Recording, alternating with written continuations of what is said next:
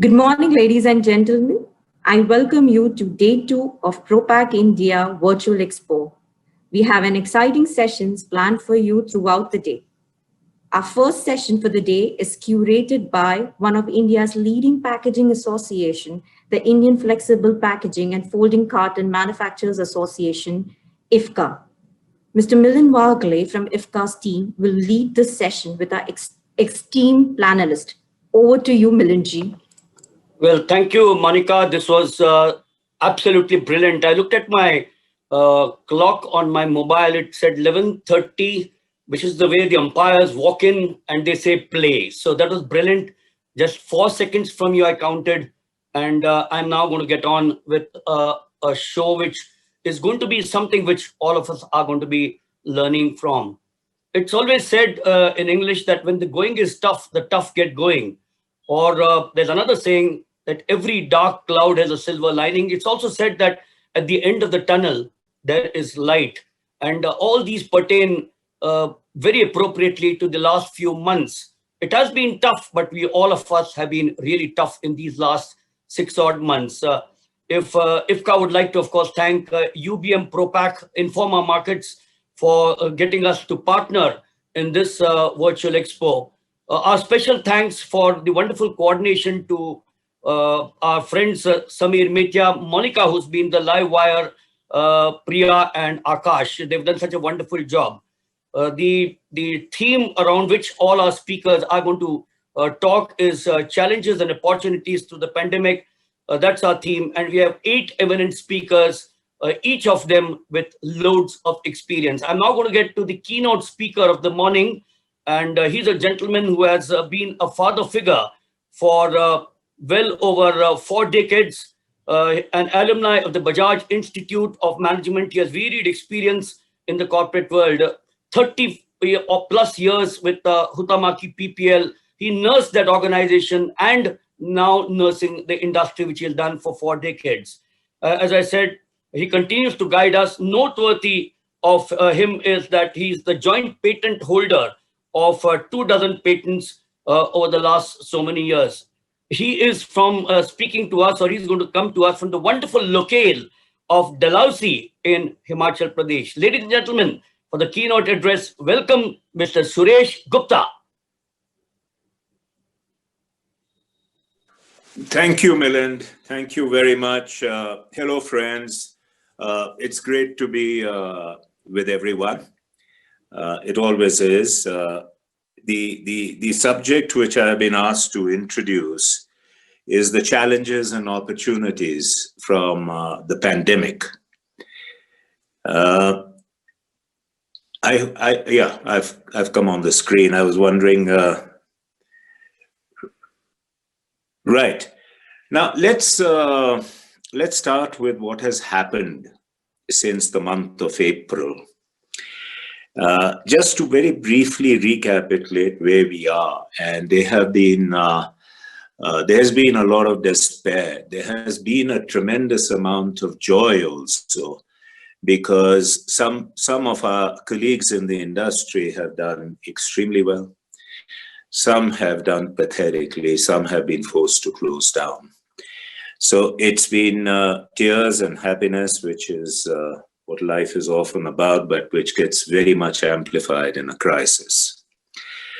After the lockdown was announced, it was made clear that people in essential services would be allowed to function. And flexible packaging, cartons, packaging in broad is an essential service because it packages foods and healthcare and medicines, etc., which are all essential for us.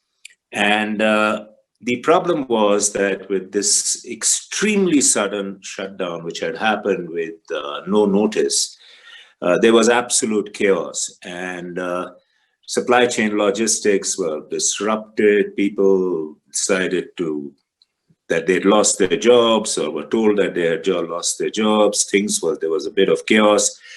And as a result, even though we were essential services, it took some time for people to get the permissions to open the factories, which had been shut down.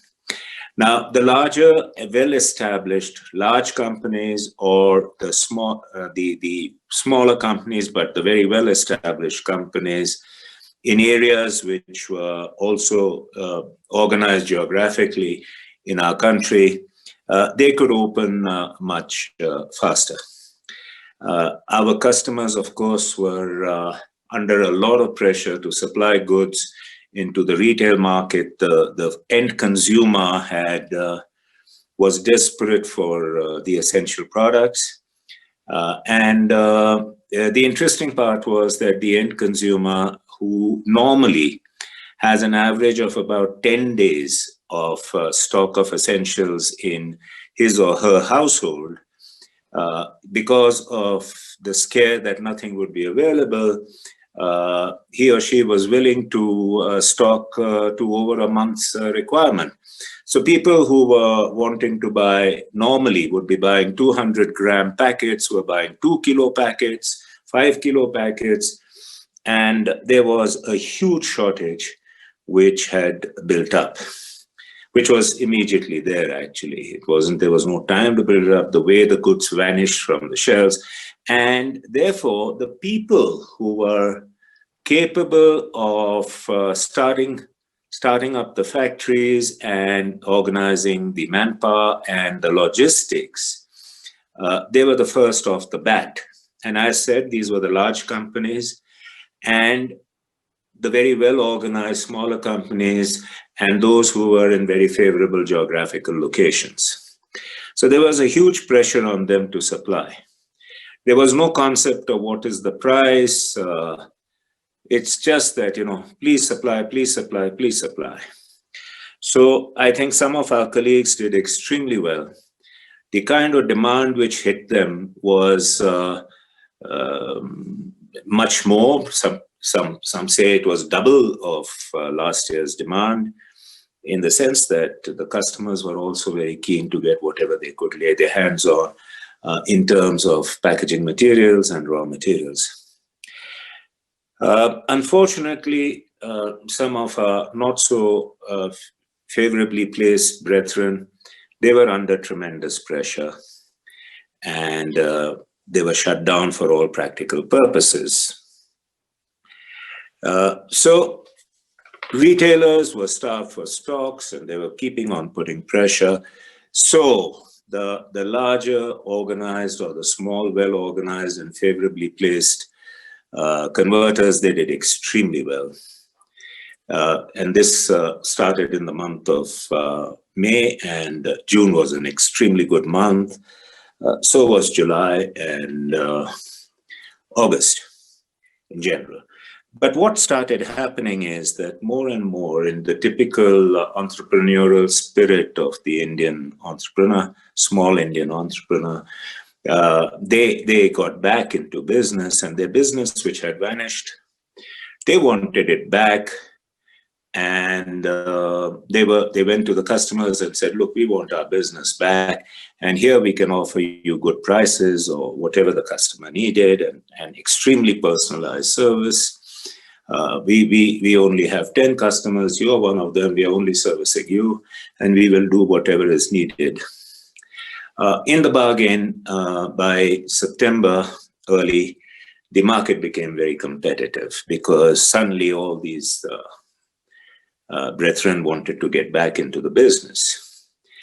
And at the same time, retailers had got stocked up. Now, you get just to give an idea of kind of awesome figures, what had happened which started in the latter half of April and showed all its glory in May, that when the consumer was increasing stocks in his house, basically imagine that if an average of 10 days stock goes to 30 days stock, that extra 20 days is 20 divided by 365. It's a significant percentage of annual sales, which new sales which are required.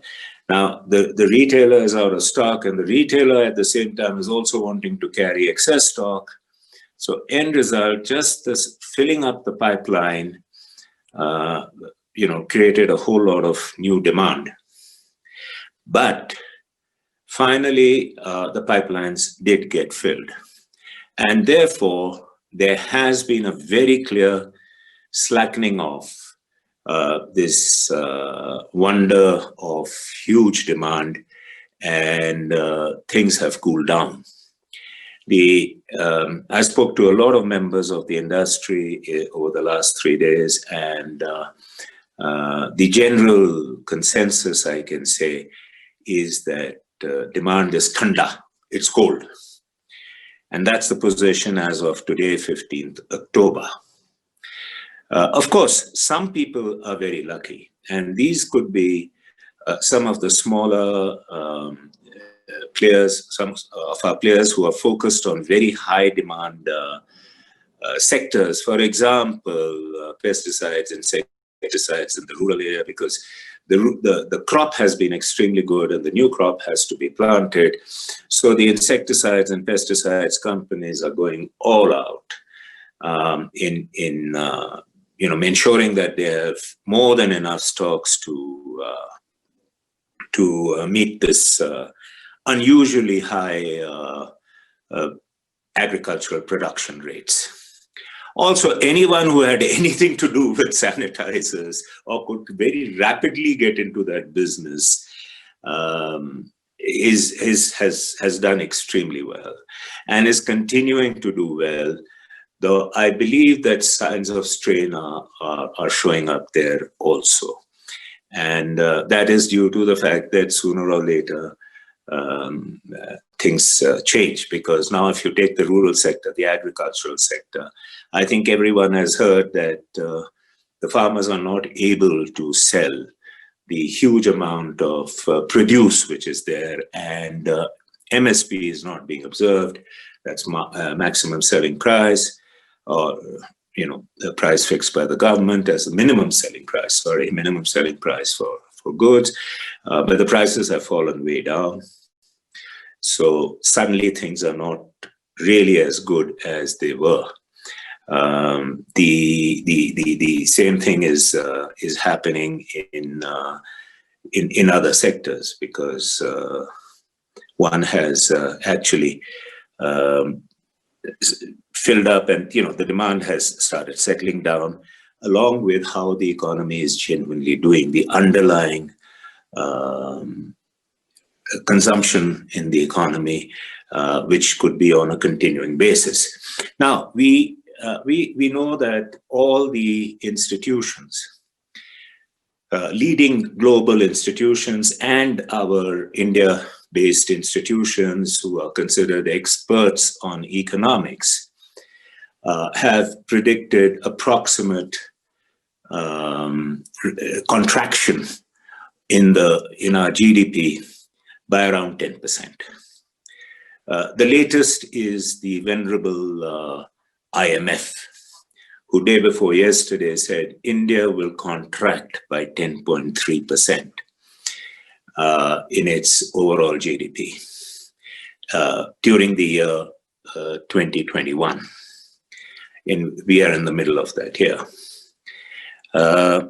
This is really serious, and I think in this whole flurry of so many fluctuations in demand and excitement and despair last few months, we have ignored the simple facts of what is our gross domestic product and how is it looking. It's when IMF says, and let's assume that their forecast, which is somewhere in the median, because not as bad as Goldman Sachs, which was, I think, 16% negative or something, but IMF is saying 10.3%. Now, the government itself has said that our first quarter of the financial year, April to June, was minus almost 24%.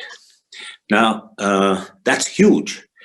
And that is the single largest contraction in GDP of any significant economy on the globe.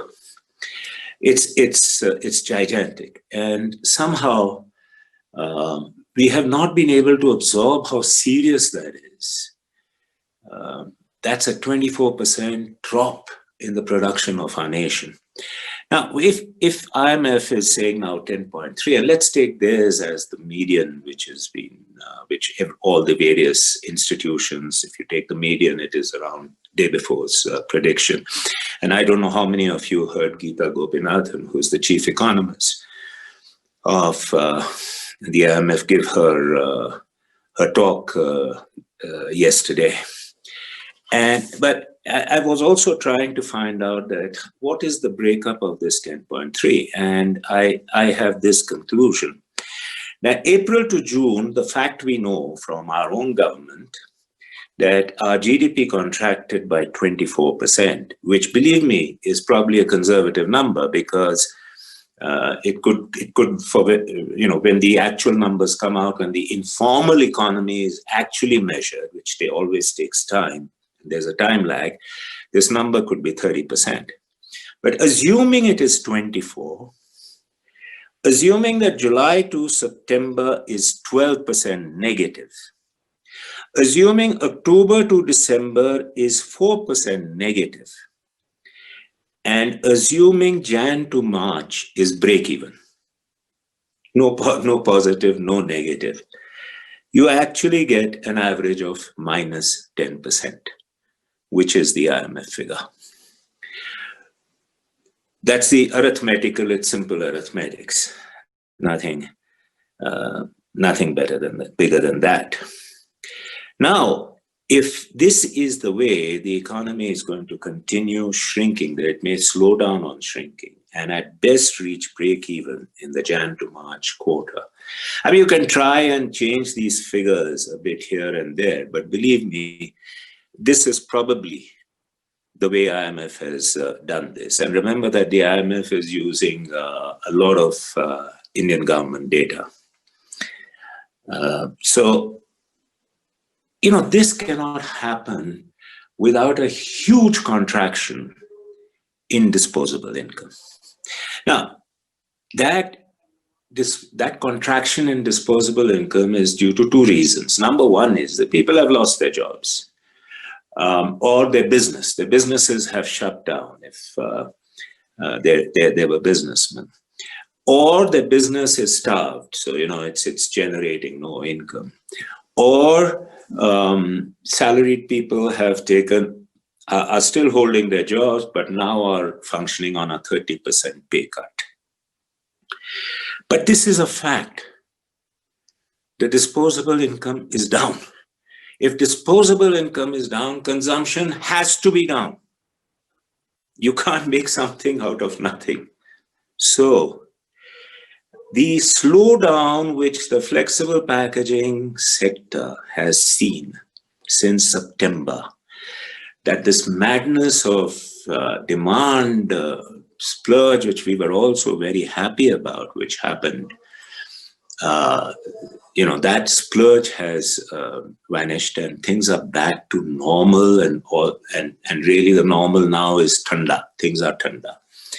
And the feedback from the large customers is that as far as fast-moving consumer goods is concerned, and a lot of healthcare products are not influenced at all by festivals. So the general thing is, what festivals? What festivity? There is none that people can see. They can't see any back to the splurge of demand. So I think our industry is going to see this demand being thanda, in line with the IMF forecasts, and which are very clear that October to December will also be a negative GDP growth, and Jan to March at best will be break-even in terms of GDP production. Now, in such a scenario, what are the actions which need to be taken? And I'm in a way very happy that prior to the COVID, Jan to March also, and earlier to that, October to December 2019 were not good years, good quarters for the industry. Industry was worried, so was tightening up and being more frugal. I think the word now is the number one priority for the industry is to be frugal. Competition has increased for the reasons I've given you. Price increases are not going to be easy to come by unless the raw material prices go up substantially and it triggers the formulas of price increases with customers. But I believe that the margins, which were great when customers were saying, we don't care about the price, just supply us. Now the margins are going to shrink. So there's going to be a shrinkage in demand, shrinkage in margins, which means cost, which has already been brought under significant control, but now has to be controlled in a sustainable manner. Sustainable, I mean that, you can continue with this cost, but at the same time produce good quality goods, produce excellent service, and also do some innovation, which I think is going to be vital, because the demand profile is changing, and it is changing towards things which have been triggered by the COVID. Specifically, people are far more health conscious, and even the kind of packages, the packing gradations, whether is single use 5-gram packs going to sell, or is it 500 grams, 1,000 grams? All that is going to change. Overall, health consciousness and environmental consciousness is going to spread much more. So there's going to be changes in demand profile. And for that, you need good brains at work and people with tremendous experience and good instinct and knowledge of the packaging sector. So you can't cut costs by deciding that your best people you don't need anymore. I would strongly advocate the opposite, and instead cut costs which are literally non-essentials. And I think this is very clear that this is the first action. Now, what is the opportunity? Whoever does very well with all this, customer is going to be very unforgiving now that things have become thanda on bad quality, on bad service. Customer is also now going to start looking for innovation. It's going to very rapidly go all out and say, look, I need things as the demand profile is changing. I need things which suit the demand profile, and will go to the best who can meet those demands. So I think this is a kickoff. I don't want to take more time. I think I've exceeded probably my time by quite a bit, but it's a kickoff for the subject, to introduce the subject. Thank you. Great talking to you guys. Thank you, Mr. Gupta. Thank you so much. It's been wonderful listening to you for these 23 odd minutes, but all Sorry. of which, as I said, it's been wonderful listening to you for this period of time. Thank you so much for being with us. Enjoy the locales of the wonderful mountains, but I know you are in the thick of the day-to-day activities that go on in this particular country of ours. Thank you so much. Gentlemen, ladies and gentlemen, our next speaker is a chartered accountant. He's a company secretary and he's a cost accountant. He's got close to 4 decades of experience across diverse fields. His stints with Reliance, SL Packaging, Lupin, and Tata's. He's currently the managing partner of Hatton Consultants, a firm which focuses on business, entrepreneurship, transformation, and re-engineering for value and margin improvement. Our second speaker of the morning session is Mr. R. Chandrasekhar. Good morning. Let me first share the screen because I have a small presentation which I'm going to use as the cue.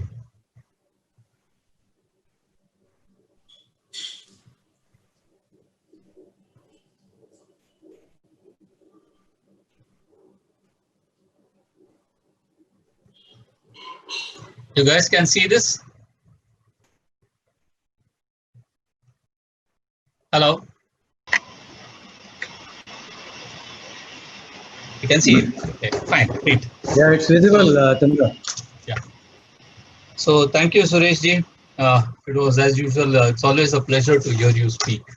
And I do agree with most of the things which you talked about in the sense that we do have a fairly difficult period staring at us over the next 6 months. Let me start. The topic which was given was challenges and opportunities in the current pandemic. And I'm going to walk you through my views on this subject. And I have a very strong belief that every challenge presents an opportunity, and every opportunity is a challenge to realize. It's always there are enough opportunities, but our real challenge is that how do you realize these opportunities? Just to take you back in time, the word pandemic is something which we have possibly yet must not have heard much about the word itself before February of this year. But post February, this has become a part of our daily dictionary and talk. But the fact is that pandemic are a very recurring cycle. They are not something which is very unique, which has happened in 2019 or 2020. And if you actually go through the history of pandemics which have hurt or which have affected us, you will see it goes back, well back in time. But what is very important in each of these pandemic which actually hit us is that every time we bounced back. And when we bounced back as a society, as a race, we actually started off on a very different plane compared to where we were before the pandemic hit us. Let us take the first classic pandemic, which is called the Justinian plague. What happened after that hit us? I mean, of course, forget it. The fact is that we lost few million people, which was a very big number in those days. But this was the first start. This plague led to a shortage of labor, both in agricultural and army. And that led to the death of the Byzantine Empire as we know at that time, which means that we actually shifted it, the power shifted. There was a huge power shift which happened from Rome at that part of time. So it was a huge shift which happened because of the pandemic. The Black Plague changed things differently. A lot of people died in Europe. So land became available freely. So land which was always controlled and in short supply became available because of the Black Plague. The smallpox virus which was carried into the so-called New World disseminated the indigenous population, but and that got replaced with a lot of migrant population from Europe, giving rise to a new culture, which you and I today call as the Hispanic culture. Cholera epidemic was the first epidemic which actually reshaped the way we looked at sanitization, how we look at water supply in the cities. They say Spanish flu, which again was a huge number of infections, almost close to 500 million, again was changed in two ways. One is it halted the spread of communism in Europe, and more important, that is the first pandemic which brought in this concept of quantitative easing or QE, where the government actually splurges money to reset the economy. And because of that, what happened was it continued for almost a decade, resulting in the Great Depression. So that was the first time we saw the economies of the world, especially in Europe, splurging money to maintain the economy because it came post the First World War. And again, the last few years, we have been seeing a whole host of them. But I think what we need to really understand very clearly is that, okay, we have gone through this periodic cycle of getting impacted by pandemic. But every time we have come back more stronger as a civilization. I would like to just spend a few minutes and take you back to where we were in March. And this is very, very important because it's very easy when we talk about today and when we look at pandemic, but what was our mental state in the month of March? We were totally zapped. That's to put it in a very short and sweet word. Things were changing so rapidly, we did not know what was happening. And it's just that it's not the question of lockdown happening and the curfew happening and it getting extended. It just changed. Everything which we believed or we thought was not going to happen or was impossible happened. So overnight, we saw businesses shutting down, jobs getting lost, salaries being cut.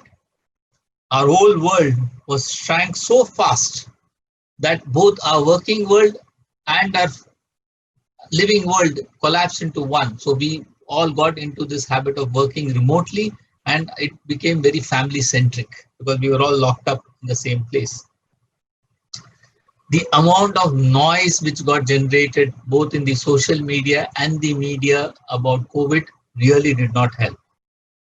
I mean, how COVID comes, how COVID spreads, all types of theories were there, but nobody was sure how it is going to happen. And in this whole environment, there was so much rumors and theories floating around. And also in parallel, we saw huge number of deaths getting reported from countries like Italy. A whole element of fear came into our existence. We were all very scared. We were actually like a deer caught in a headlight. We were completely frozen during the last weeks of March. We were not sure how we are going to, what is there going forward. We were not very clear on what is going to happen to all of us. We all tried to meanwhile adjust ourselves as quickly as we can to the changing environment. This brought us to a concept of what is called as new normal. So what was new normal at that time? We said, okay, what was normal has got redefined. It has now become new normal. And in this new normal, we need to exercise certain caution while going out in forms of masks and sanitizers. We have to change the way we are buying our stuff. We have to live life in a home which may not have servants and support services. We have to start keeping physical distance, and we have to basically cut our budgets to manage because we possibly also had a resource cut or we had a salary cut. Many of us went through that. Despite this situation, I think what was very important is that after quickly within a span by about 2 or 3 weeks into the lockdown, we started to innovate. Everybody started to adjust, and then we started to think that what more we need to now do in this current situation.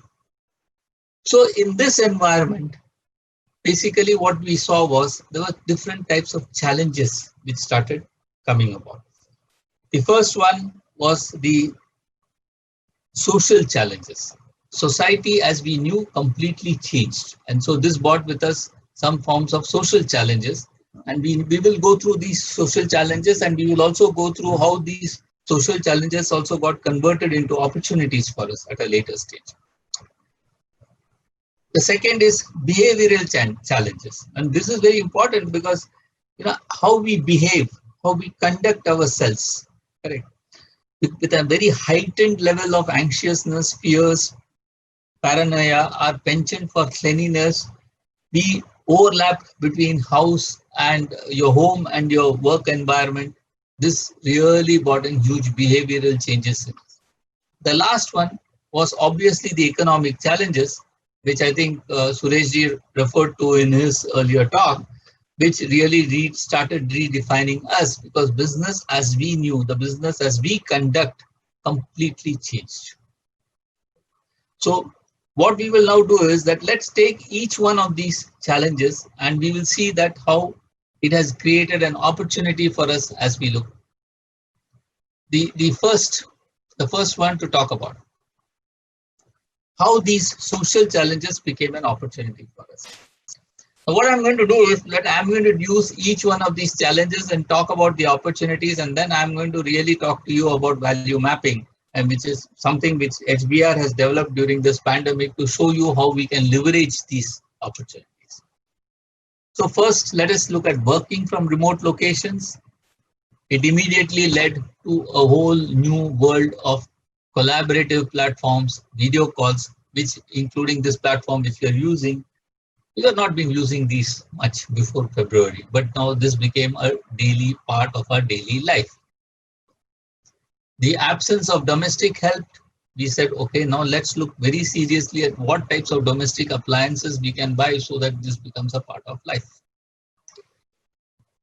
Your social interactions, because you were confined to your house, you were restricted to your house, there was not much of supply coming in terms of entertainment content in your conventional television channels.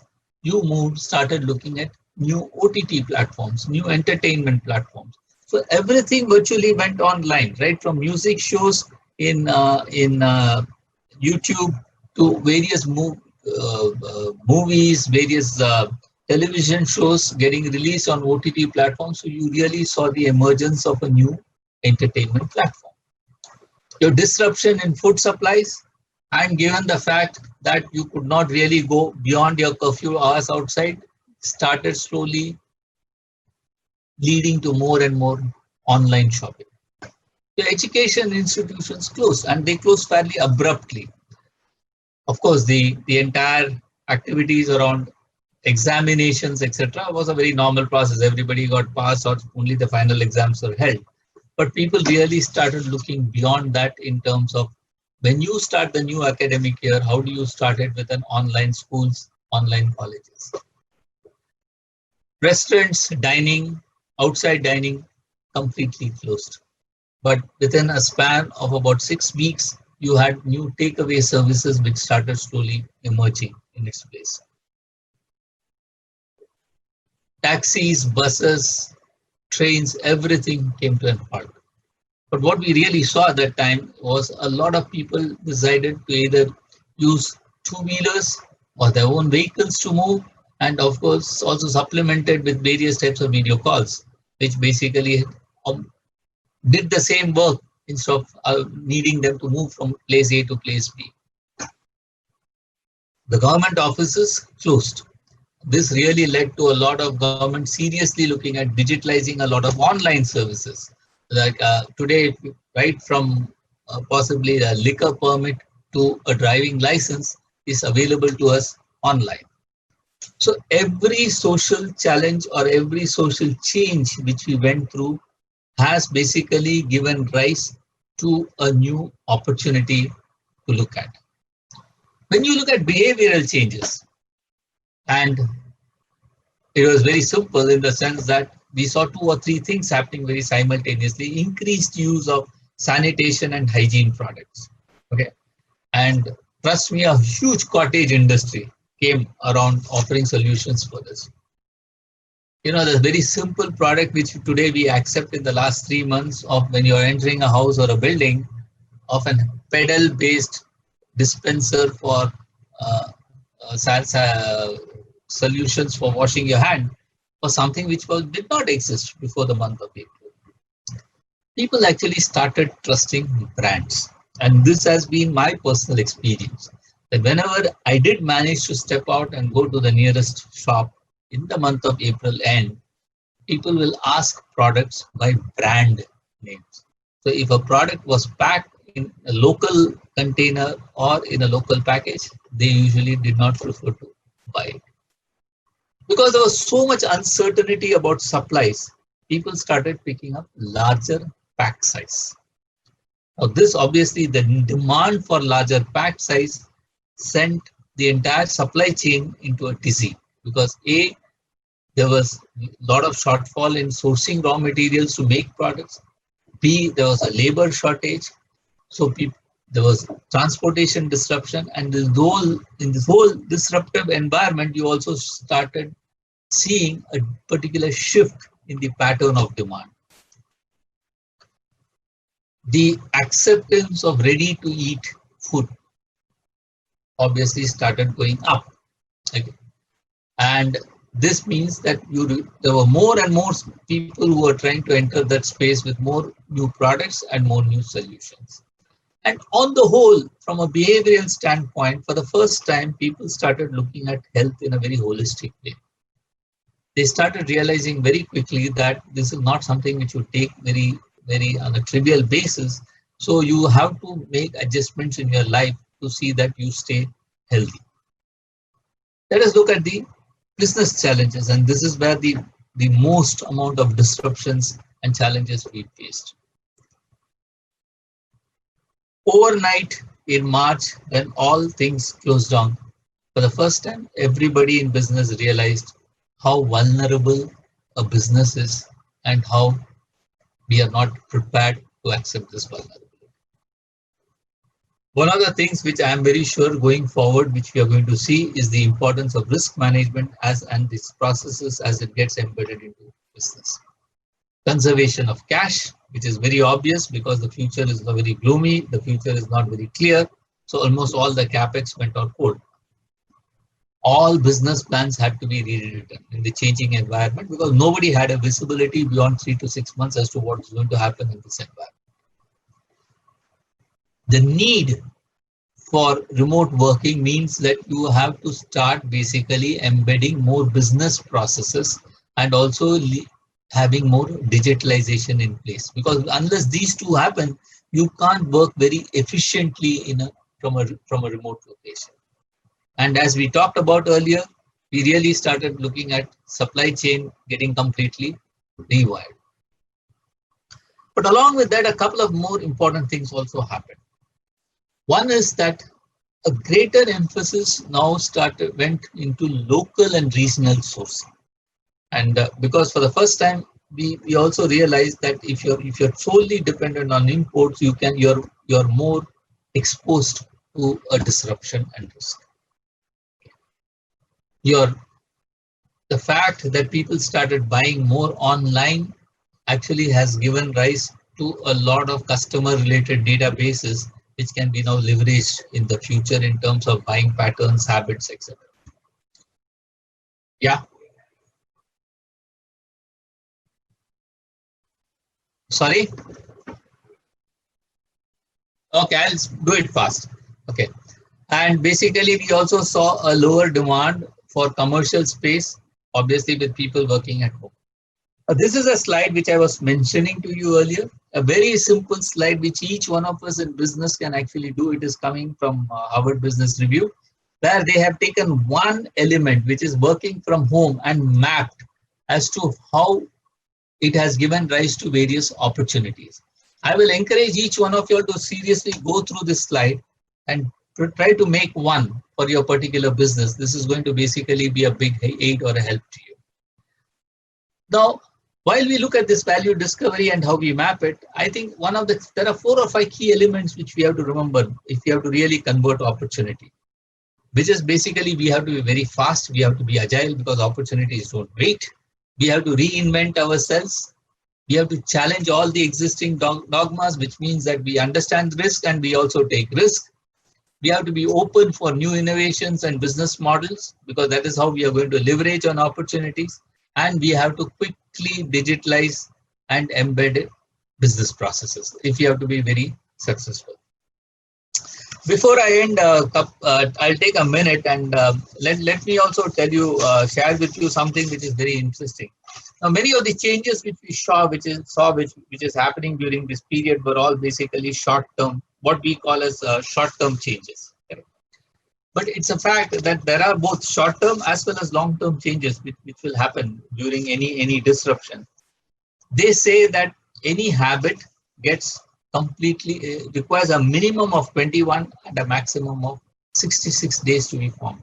So obviously, whatever is the habits which are getting formed now in this current pandemic are the habits which we will basically have to see very carefully because they could all be huge business opportunities for us, both in the packaging and the packet processing side.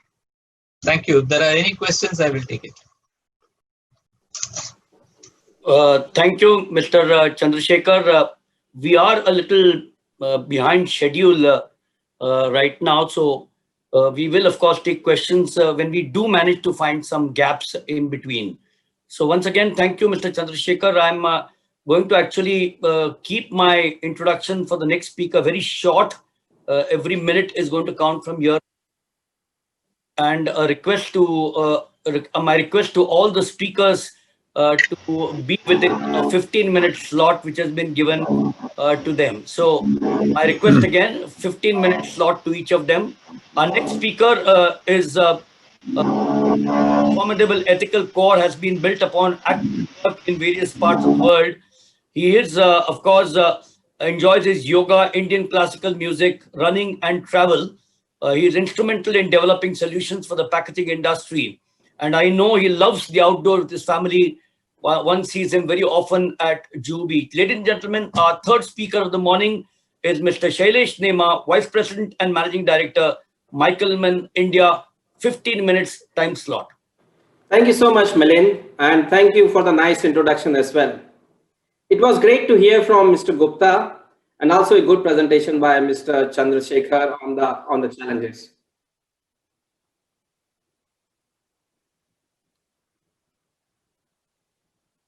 Well,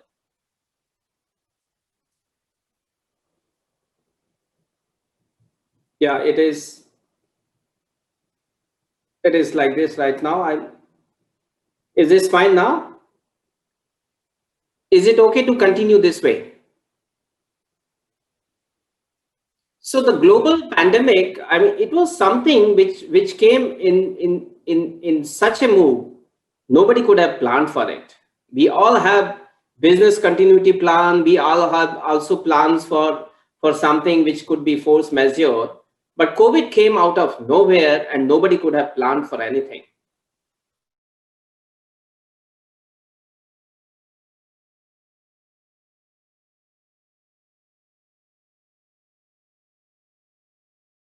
And then things have started settling it down.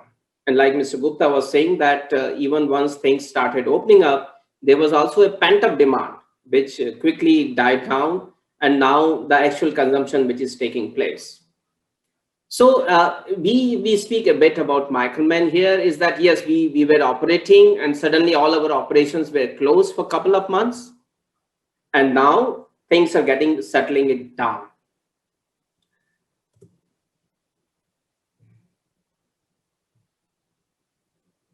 So these challenges we have discussed and rising unemployment, there had been issues with the cash flow, job losses. There was a lot of negativity around that. And that negativity was such that it has to be dealt with very, very clearly because there are businesses at stake which had been built for the very, very long term. There had been investments of billions of dollars which has been made to continue for many, many decades or for an eternity. Now, another challenge which we would be speaking from the industry perspective is that the biomedical waste has also added up to the challenge when the industry was already burdened with the talk of effective plastic waste management, in which we were supposed to work on the recyclability aspect of the industry. So I'm having some trouble in moving forward. So what we have seen in the resilience of a time of crisis, when the industry needed certain products which were the basic amenities for the people, and there was a tremendous lockdown and an atmosphere of terror in terms of the pandemic, still we have seen some people who rose to the occasion. They continued to work. Many were also working in the operations unit. Many also have also picked up very, very quickly the information technology tools to work from home and still be able to collaborate effectively.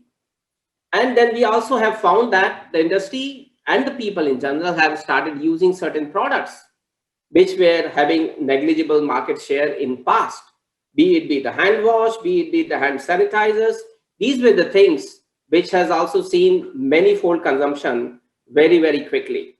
And to support that and to be able to cater to such extreme demands, industry also rose And we have had many examples of many converters and their workforce who rose to the occasion and showed the resilience in a time of crisis.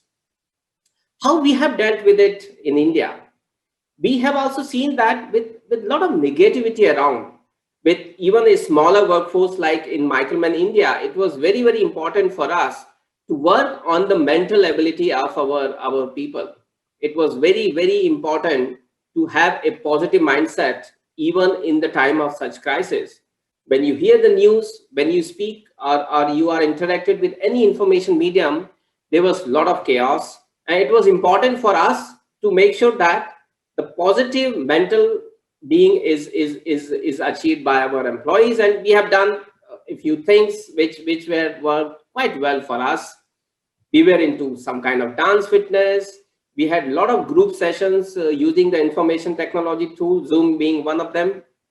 We have even interact with our global teams, sharing how to make a recipe, how to make a dish, or doing dancing together, or just generally chatting it up. We have found that the most thing which people have missed is collaborating in person. Collaborating in person cannot be replaced, but the next best possible for us was to do collaboration on a information technology tool. And that has worked very well for us.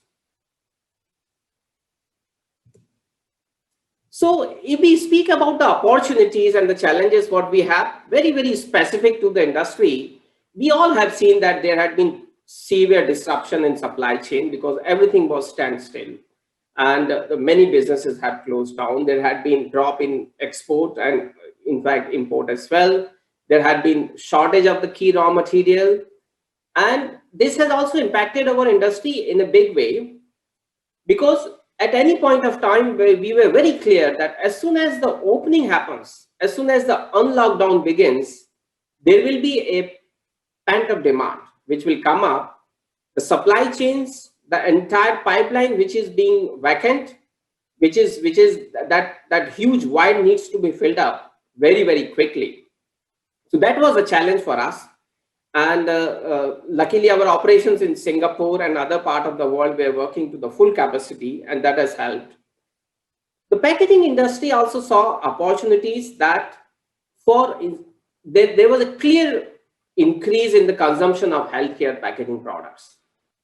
And we have also seen a clear increase in certain product category, like I said, like hand sanitizer, hand washes, soaps, etc.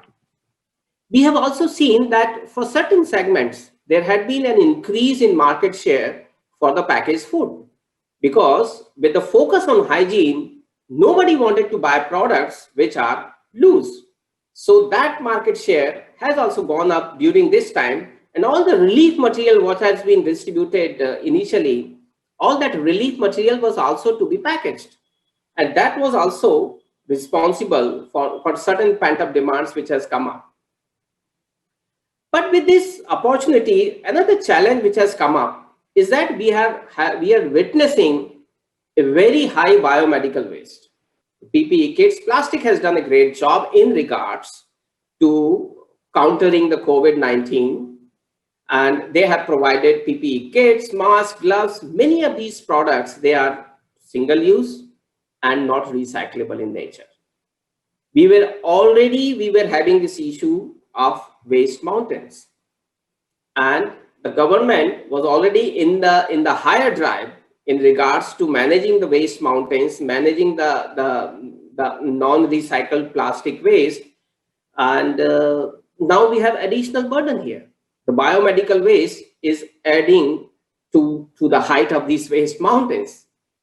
So if we go back and we try to understand what are the things which are adding to these waste mountains.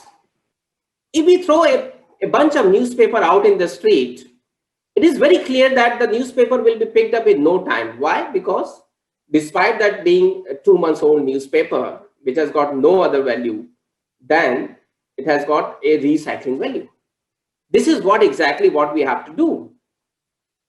Glass, metal, PET bottles, newspapers, milk pouches, which is the closest to the flexible packaging for the other form of flexible packaging, is being picked up from the market, being picked up, we have an army of, if I have to use these recycling partners, or loosely also said as rat pickers, which will pick up anything which is of a value. The only challenge with us is that how we can add value to, say, for example, multi-layer packaging, flexible packaging pouches, which is not being picked up as yet because it does not add any positive recycling value, and change it to something which can be have a positive recycling value. Once we are able to establish that, then it will reduce the burden of non-recycled packaging waste. And that is the step number one we have to begin. So the demand for sustainability is coming up from different sectors. The consumers are getting more aware. The organizations are getting conscious about that. And there is regulation coming, like I spoke about plastic waste management. And they're also coming the regulation in terms of EPRs, wherein the manufacturers will be responsible for manufacturing any product which does not come under a recyclable package. So in order to fuel this demand, we all have to work together in such a way that at the design stage, we design products which are having a positive recycling value. And we at India have invested in a packaging incubator, and it is great to see that as soon as the lockdown has opened, many companies who have taken a pledge that by 2025 or so, we will be using only 100% recyclable product. They are working in a jiffy to change their existing SKUs to a packaging structure which becomes recyclable. Our innovation center in Mumbai is fully operational. We have started working with many multinational companies on various projects which were stuck in since April, and they are moving very, very fast now. It is great to see the sense of urgency for bringing in these changes. These are the different types of coatings for the flexible packaging and paper industry. Many of these products, many of these packages are being replaced by, if you are having multi-layer coatings, and if one particular layer is adding an oxygen barrier or any other functional barrier properties, it can be replaced with a coating. Hence, the product becomes recyclable. These are the various capabilities what we have. Another thing which I want to say very quickly is that the quick learning which we have through this COVID-19 is also with the physical workspace. While we would need the innovation center in terms of laboratory or so, we have also found that many of our staff need not to come in offices, be it supply chain, human resource, finance people, and they can continue to work from home even in future, or maybe come once or twice a week to office. So we are going to continue this aspect in future as well. With this, I like to finish my presentation, and if there are any questions, I would be happy to take them later. Thank you so much. Thank you so much, Mr. Shailesh Nema. It's wonderful to listen to you. I will keep on seeing you at Juhu Beach with your family, because you mentioned something about involving the family and families of the employees in these difficult times. Thank you so much. Wonderful listening to you. Thank you. Our next speaker is someone whose organization is based in Bangalore and in Faridabad. They are the providers of labels and folding cartons, established in 1993 by his father-in-law, Vijay Raghavan. He's a chemical engineer from Chennai, a UDCT Mumbai, and of course, he was in the United States for a fairly long bit of time and came back to make sure that the business is in good hands along with him.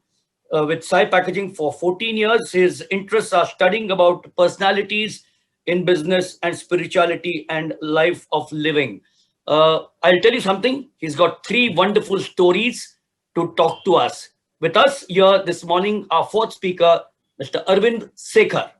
15 minutes of time, but I'll tell you 15 minutes he's going to really utilize them for these wonderful stories. Hello, everyone. I hope I'm audible. And I'm thankful to IFCA for giving me this opportunity to share these 3 stories with this esteemed group. And special thanks to Milind Wagle and Anand Gadre for inviting me. Whatever I'm going to share is from the lens of a student of business and of late a student of crisis management. Nothing more, certainly not as an expert in anything. Dr. Edward Deming, the father of quality, famously said, the most important things in a business are either unknown or unknowable. This brings me to the first point I wanted to share. Trust. It cannot be fully measured. You can have an approximation and it will be debatable how close you can get, but it's not a real measurement. In this crisis, I leaned on my guru, Shri Shirdi Sai Baba, and to try to listen carefully to oneself and what is within my control to build people trust, customer trust, supplier trust, banker trust, and it gave many ideas that we could discuss as a team. It also helped me when I realized that I alone am not responsible for continuing the traditions of Sai packaging and for the survival of Sai packaging. The ego in I was actually a hidden problem for me. Again, it cannot be measured.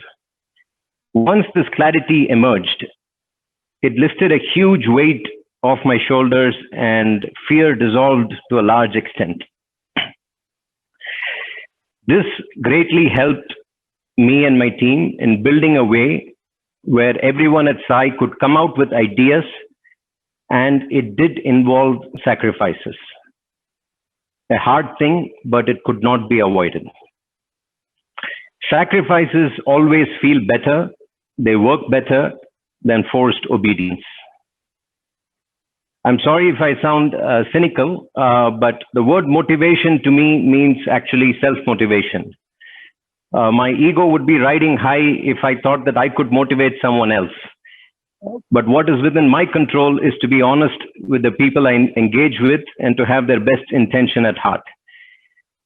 Many times, and especially in difficult times, the toughest thing to do is probably to be able to listen to our inner voice. We may call it intuition, we may call it a blessing, you may call it creativity, whatever works. But that was a deep experience for me. So that's the first thing I wanted to share with the group. The second thing, and this is that this period continues to be a leveling experience. There is a lot to be thankful for. If you think about it for a moment, the China virus actually started as a rich man's disease. Only those people who could afford to go to a China, a Europe, or a Middle East were first by it. Today, of course, it has affected the common man. And I believe that many of the rich did not take adequate care to protect the poor who have got it now. The poor could have never got it during the early days from another poor. So there is a lot to be thankful for. At Sai, sometime in early June, we were fortunate to have Captain Raghu Raman, ex-Indian Army, join us via Zoom for a program that saw everyone from the chairman to the machine operator riveted on what this person had to say. I have never been to a session where for 2 to 2.5 hours, not a single person asked for a bathroom break. A question like, why is a soldier ready to lay down his life, seems very complex to answer.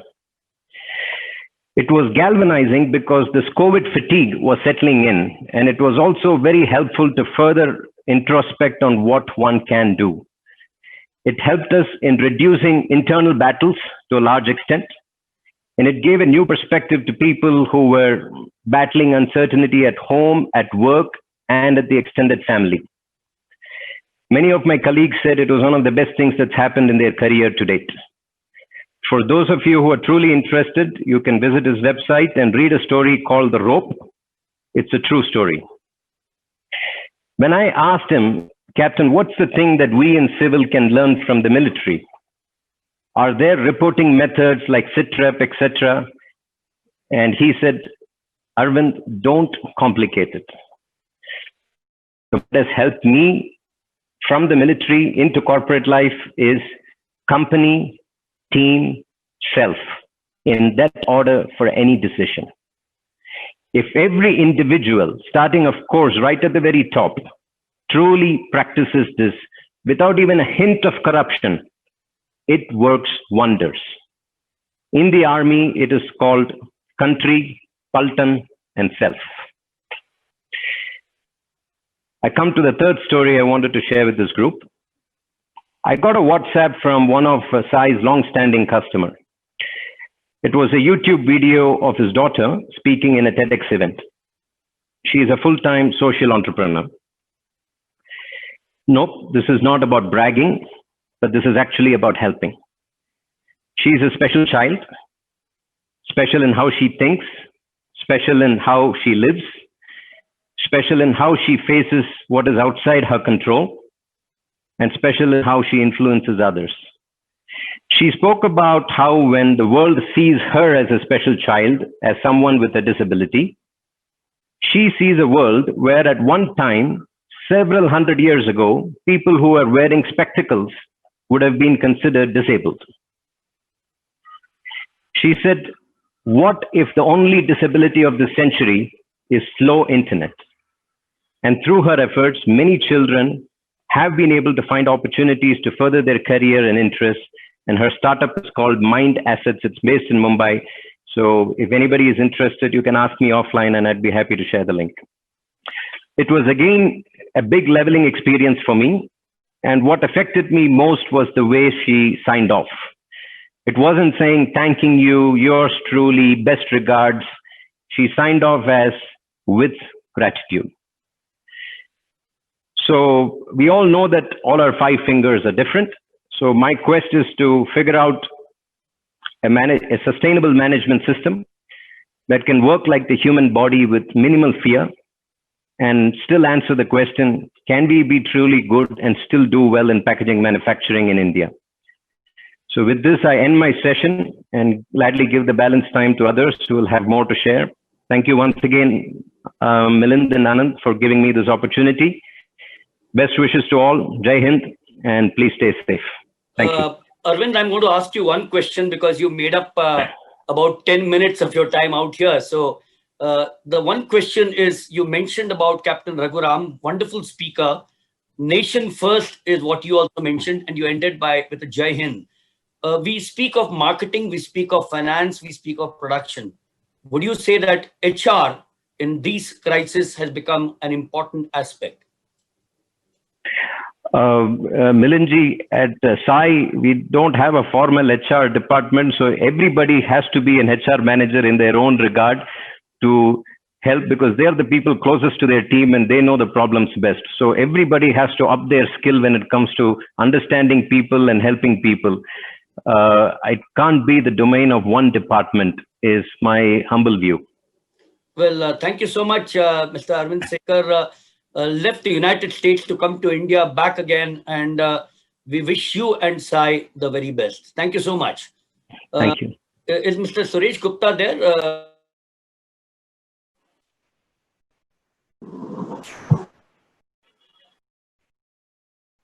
Yes, I am, Milind. I am.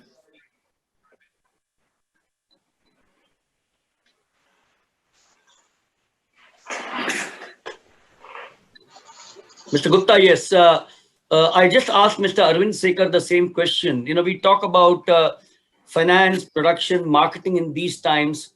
The word HR, from your perspective, in these 6 months and for the future. I think HR is human resources. I hate the name HR, but let's say that it is ensuring that your people are happy doing their job and There are a lot of things I dislike about nowadays jargon. For example, I hate work-life balance. I think it's a ridiculous phrase which is a sign of our ridiculous times, because it implies that work is not life. And that's ridiculous, because most of us, including commuting, are taking more than 10 hours a day, which is much more than 50% of our waking life. So work is life, actually, and there's no need for a balance.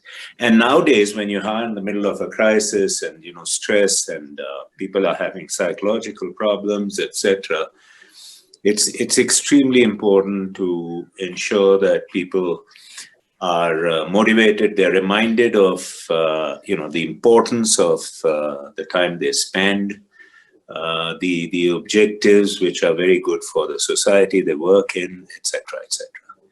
And that is supposedly the job of the so-called HR department.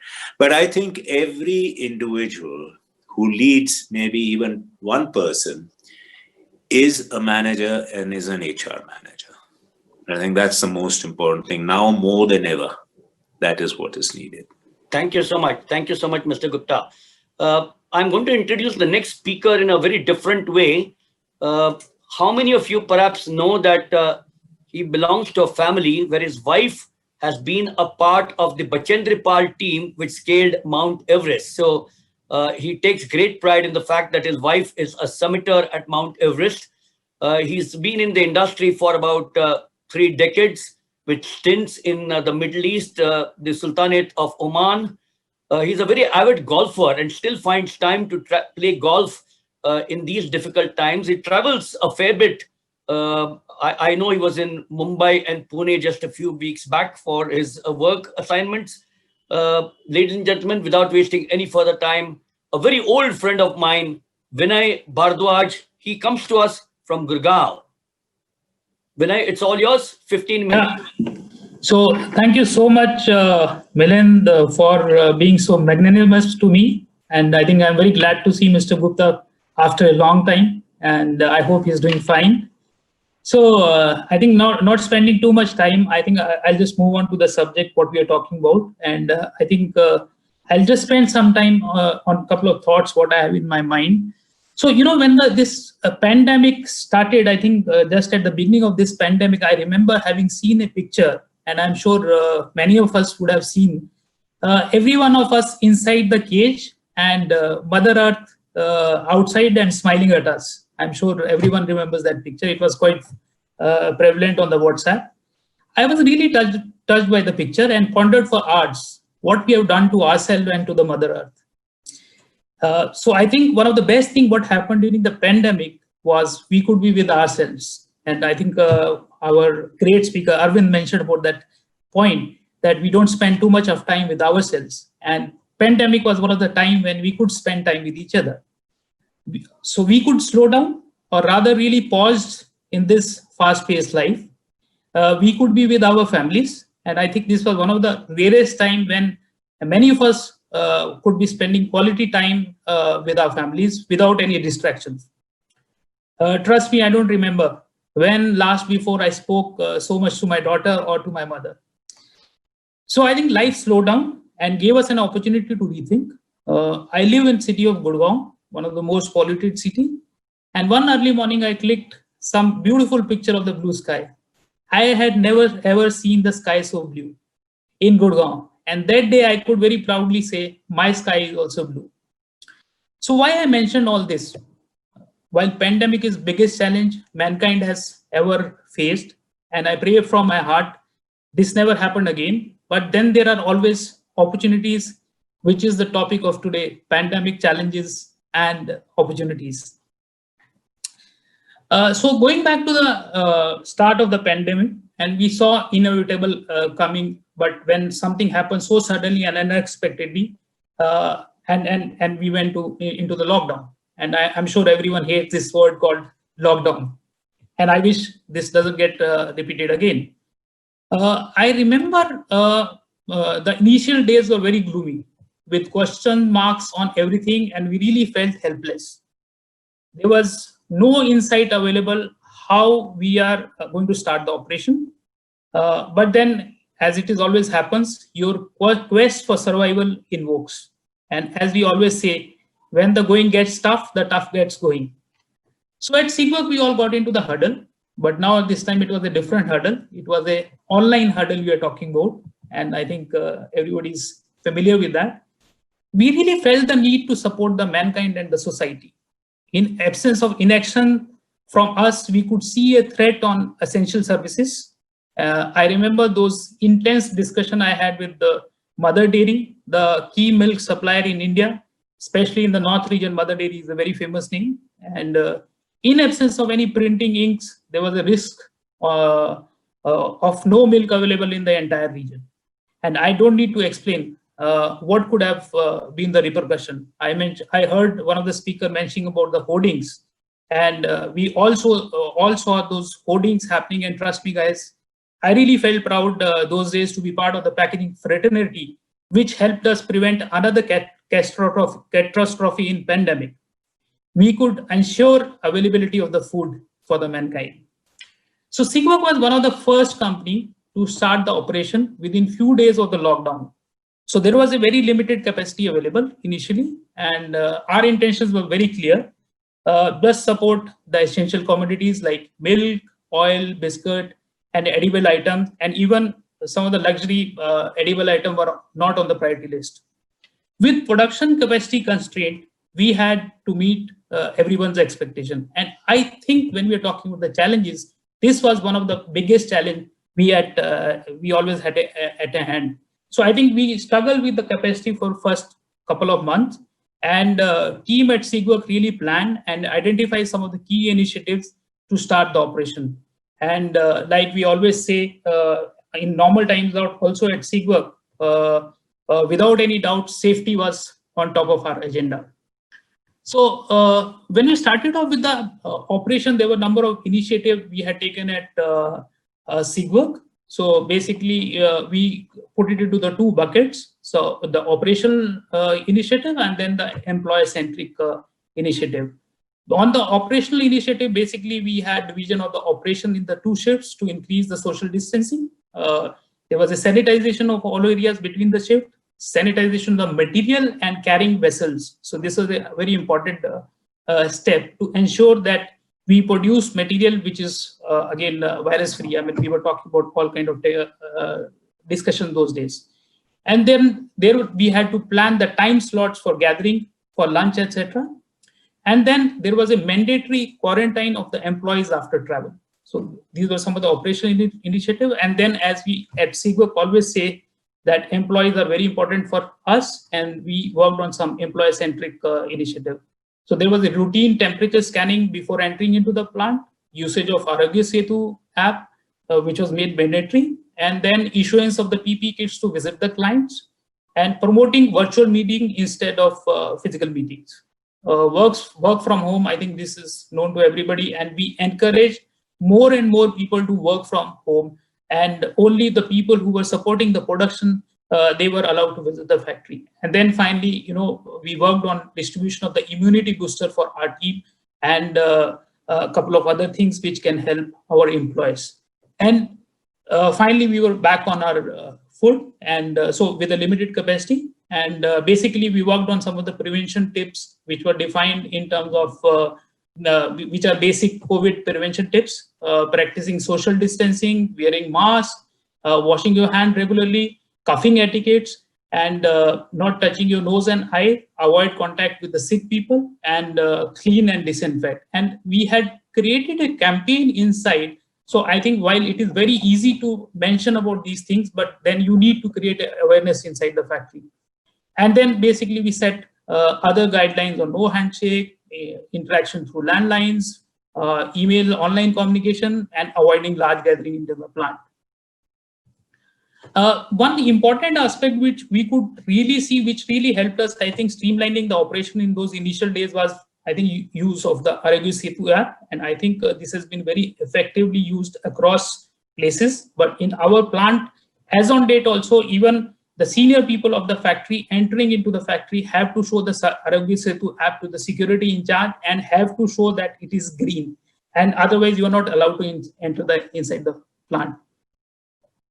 So what to summarize the challenges what we saw during this COVID period, of course, I already talked about the capacity constraint what we had, but then on top of that, we had a few other challenges. So we had uncertainties. So we had complete uncertainty, I think all of us know, on the government guidelines. So there were Ministry of Home Affairs guidelines, there were guidelines from state, there were guidelines from the local authorities. And trust me, guys, running a factory those days was not an easy thing. Manpower availability, big question mark. And every one of us know the exodus of the migrant from the big cities. And I think all manufacturing unit, they were impacted by the issue. Finally, we had the third one we had was the raw material availability. And because, ink industry is heavily dependent on the imports, and all ports were really choco-block, and there were no issue managing the things. It was very difficult to get the material, and I remember I think we paid something to 40 to 50 lakhs of rupees just getting those materials into the factory and ensuring. So I mean the objective was very clear at SIGWork that we need to support essential services. I think we were very, very clear. We were not looking at the business profitability, but what we were exactly looking at that we must support the essential services and ensure that the food is available to the people. The fourth challenge, what we really looked at is the capital flow. And I think banking was not functioning, and it was extremely difficult. But I think luckily for a company like SIGWork, which is a debt-free company, I think things were much easier. But if I look at other organizations, who are not making so much of money, I can understand it can be a very challenging situation.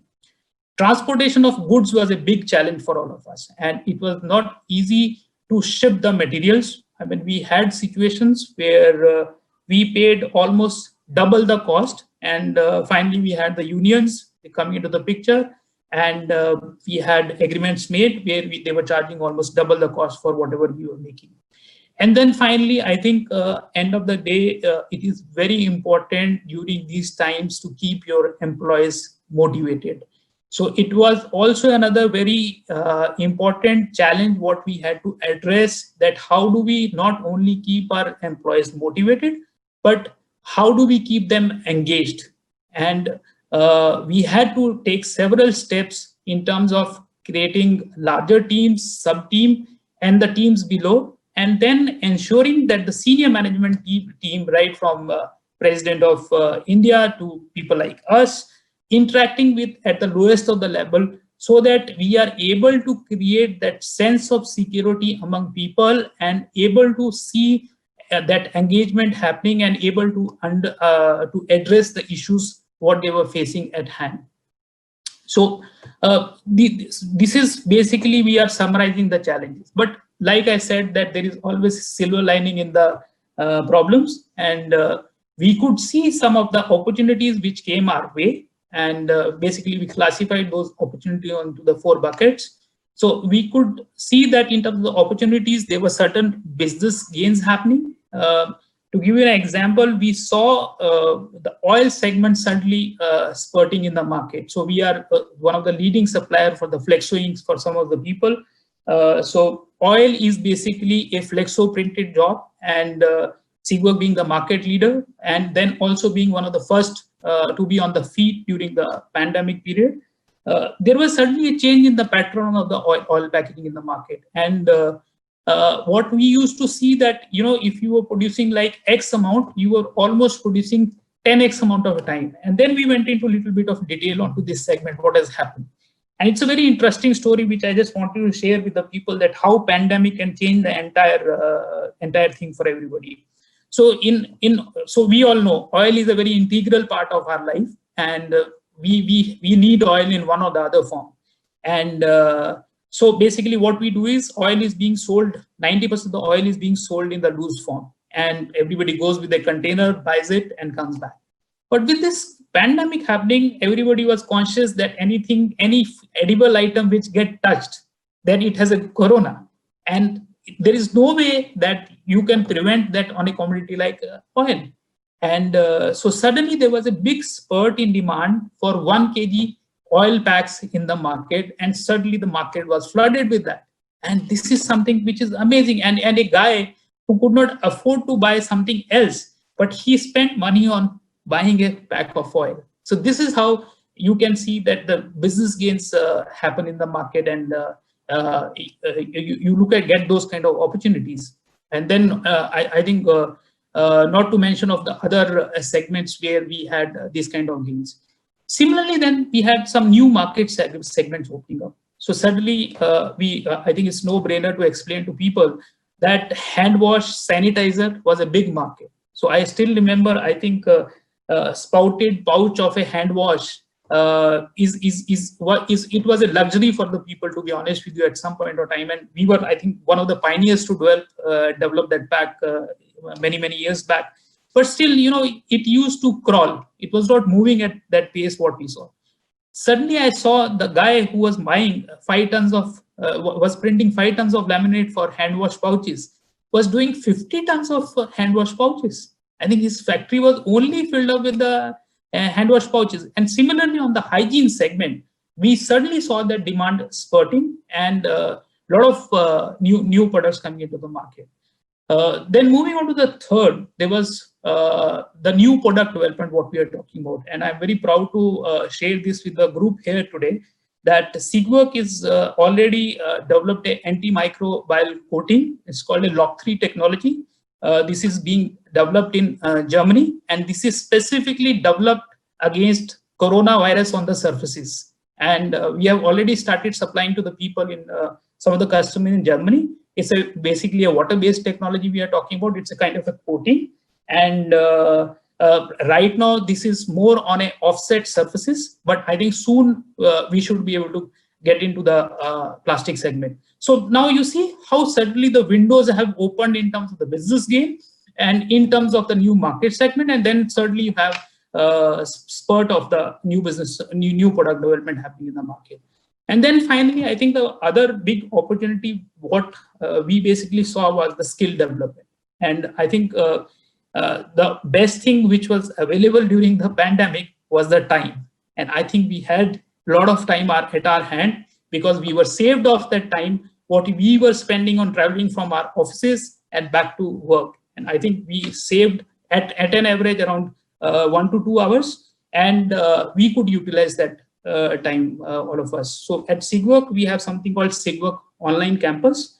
And trust me, I worked with many organizations, but I think this is one of the best online learning campus program we had.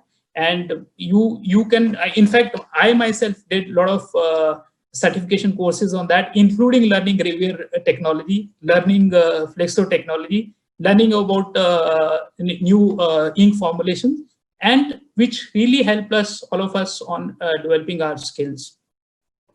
So I think Milind is looking at me, and probably he's indicating to me that I'm shooting my time. I can see the smile. But just to conclude the topic, I think I'll just take 1 minute, Milind, to conclude. So to conclude the topic, we are on a very important journey in the packaging industry, and there are 2 very important topics for the future. So sustainability and creating a circular economy, and the other one is safe food packaging.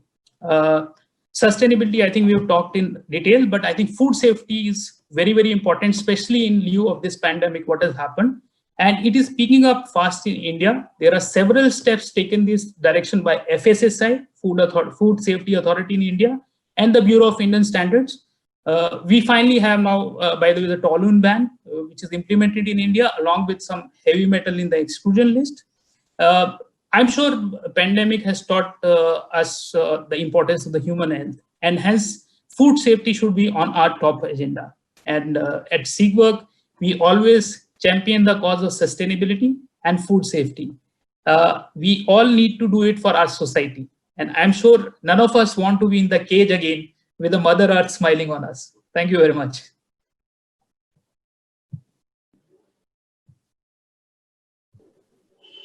Thank you so much, Vinay. You're actually on the dot.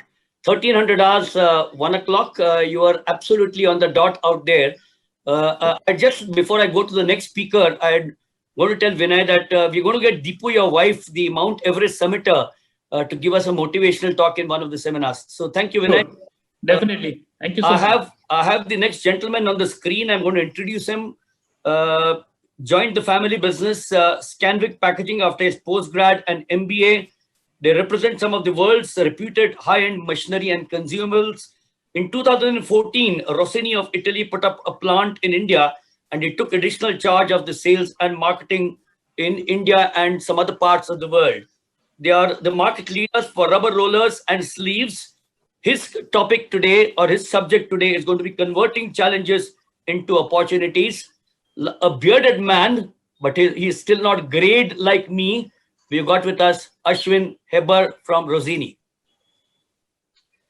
Hi, thank you very much, Milind, for this lovely introduction. I feel a bit younger now since you said I've not grayed and it's just the beard. So thank you for that. Well, I think I must take this opportunity to thank the IFCA for putting this seminar together. And I also give a very warm welcome to the fellow speakers and also the participants, and a quick regards to Mr. Suresh Gupta as well, and I hope he's doing well. Keeping in context with the tagline of your session, which says challenges and opportunities. So I would like to personally express my personal views and experiences related to my company, which have faced during this pandemic. So I would be sharing only a few limited slides just to give the pointers away to the people who have logged in. But I would refrain from putting up numbers or talking on a technical term, also on the general topic of hand sanitizers and other protocols followed by all the companies, which I think most of the reputed companies are doing so. So I start off by, is my screen shared? Is it okay for everyone? Yeah, perfect. So I would start off by twisting a bit the IFCA tagline, which says challenges and opportunities. I would like to rephrase it by saying converting these challenges into opportunities, because I think it's very appropriate to say that every company, every individual, large, small enterprise, working in different products, I think all of you have faced some challenges during this pandemic. But the companies who have been able to convert these challenges into actual opportunities are the real companies who have not only sailed through this pandemic, but have also grown and tasted success during this pandemic. So I think that brings me to my topic of converting these challenges into opportunities. Just to give you a one slide introduction of my company, so when I go through the challenges, participants can correlate to my product.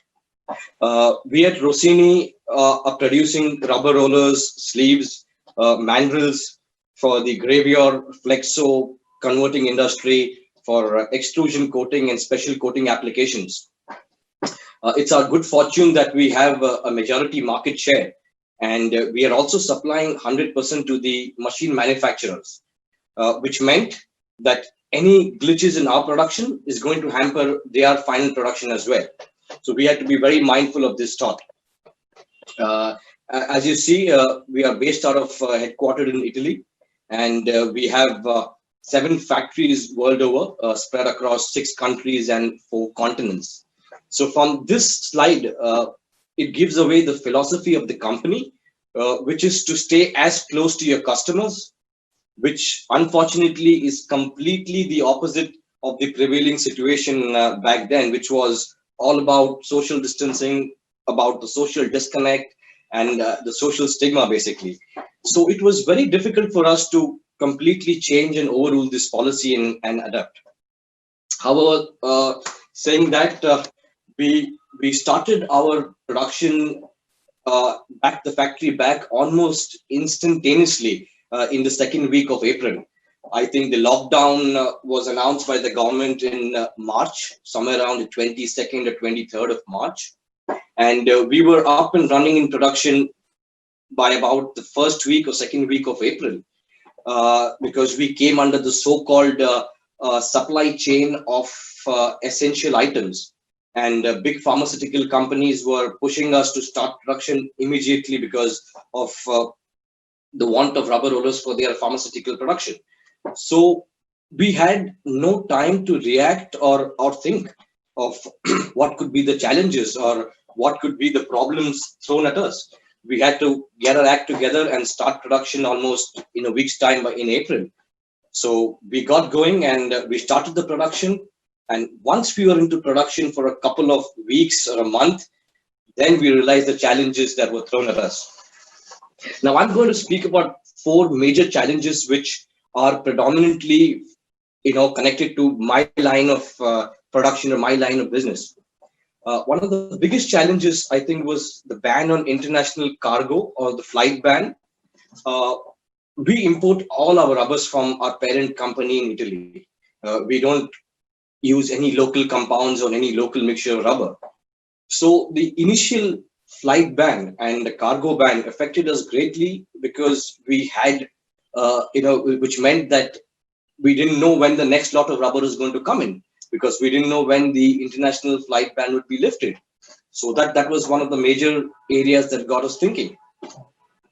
Secondly, when the flight ban was lifted, there was a huge cost escalation because all these shipping lines and cargo lines started charging 4 or 5 times the cost of logistics and travel, which really put a huge cost burden on our product. The second most important challenge is, I think this challenge is faced by almost all the companies across the spectrum.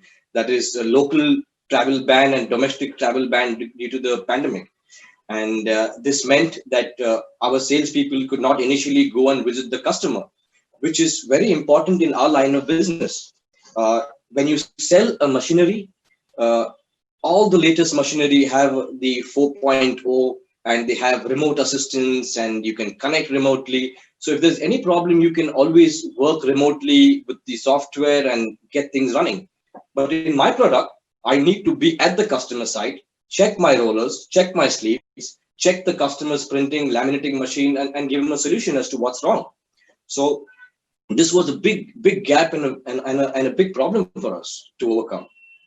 The third problem I saw, or we saw rather, was the lack of support from our local vendors. And this problem still persists as on date as I speak to you people. We depend on the steel bases, the raw materials from local vendors who maybe are mid-sized or small-sized, and they did not come under the essential item supply chain. So number one, they opened up almost a month and a half after we went into production, which meant a huge backlog of products. Secondly, there were no availability of pipes, material, which again put a burden on the cost of our raw material.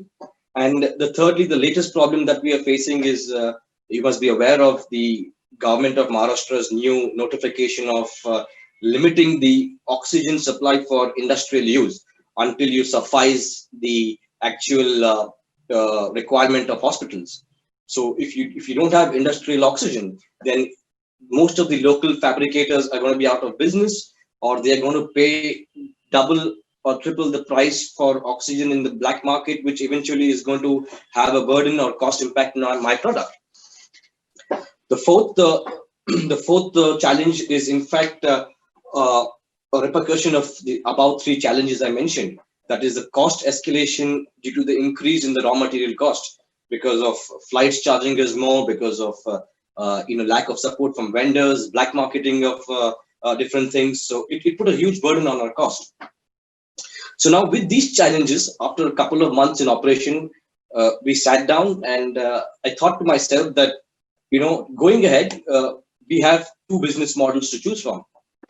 Either we choose the business model based on principles or possibilities.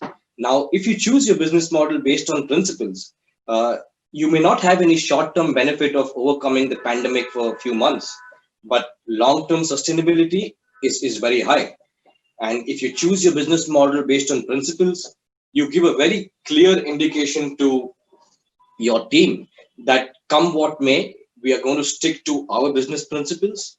If our business model involves importing rubber from Italy and it's going to create a delay, so be it. But we stick to it.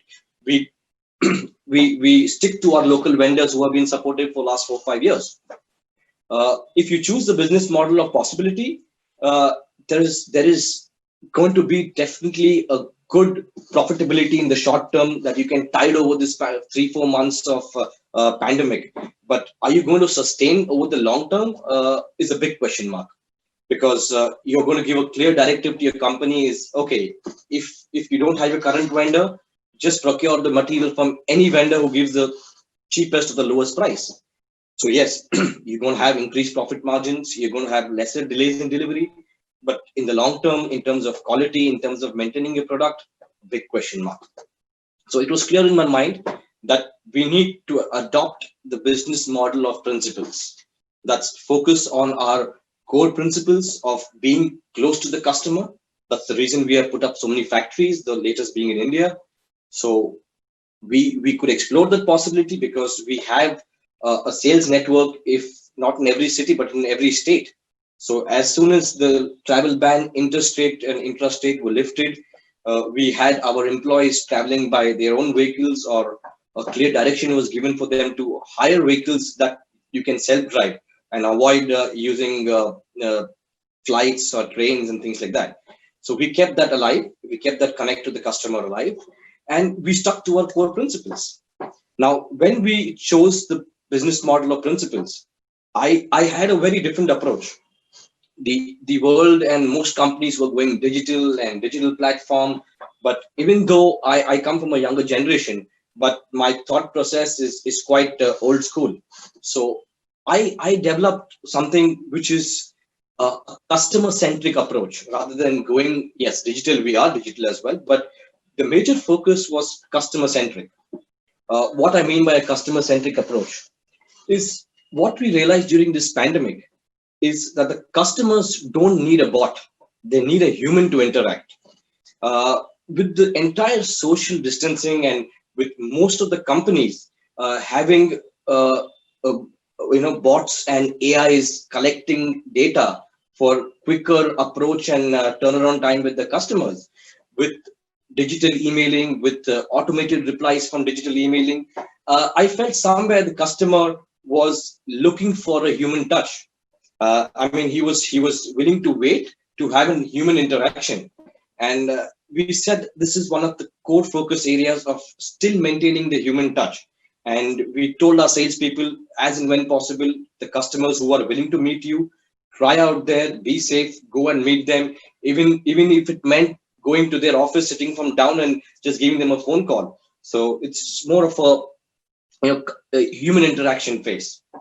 The second, I feel, is an emotional connect with the customer. I think customers today have inner feeling that their emotions and feelings need to be heard. They need the company to understand their feelings or their business model. I was reading an article somewhere that said that 56% of customers are loyal to the brand that actually hear them out emotionally.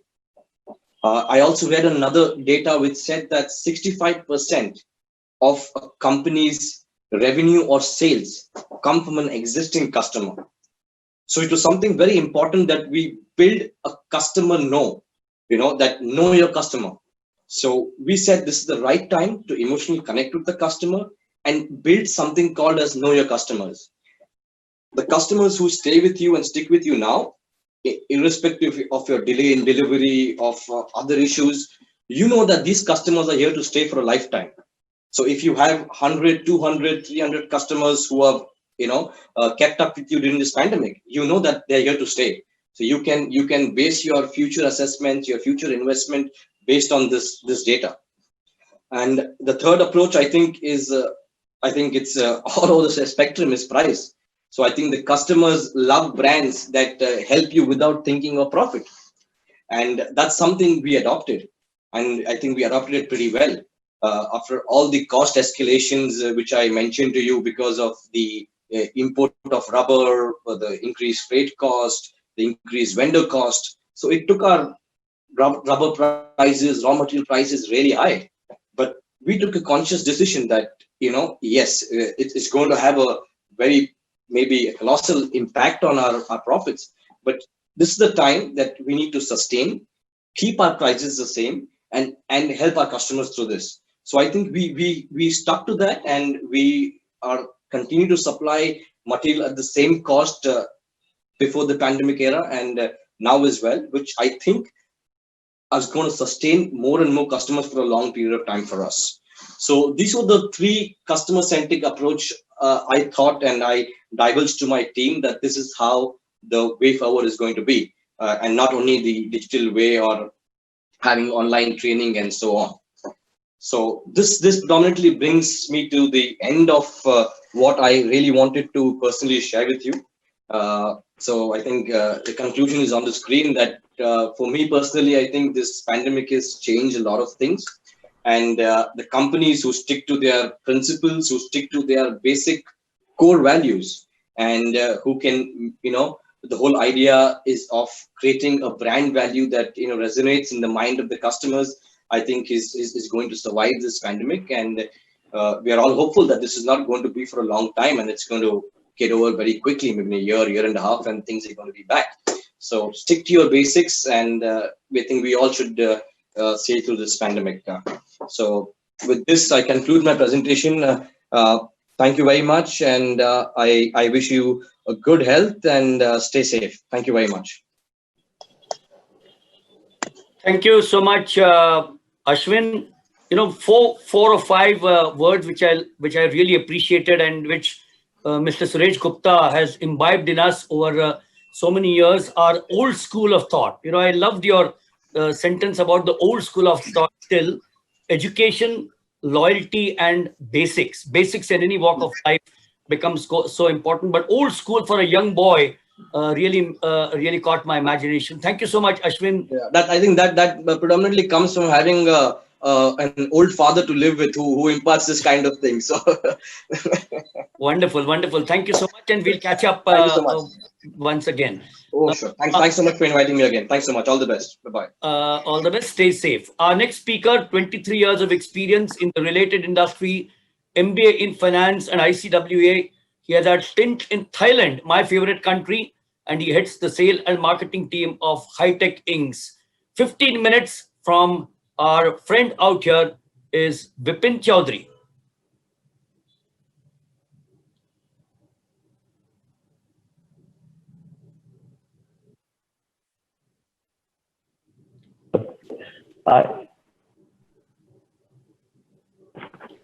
Thank you, Milind sir.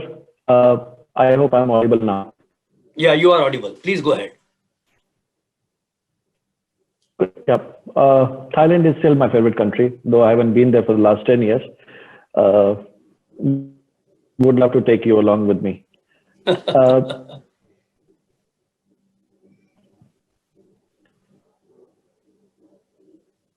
First of all, thank you so much for inviting us to be a part of this webinar. And we are the only 100% Indian company, and being a part of this August gathering, it is genuinely a great recognition for us, especially when all competitors are the number 1 to 10 in the world. It is genuinely a great opportunity. Coming to the topic, challenges and opportunities from this pandemic, we would like to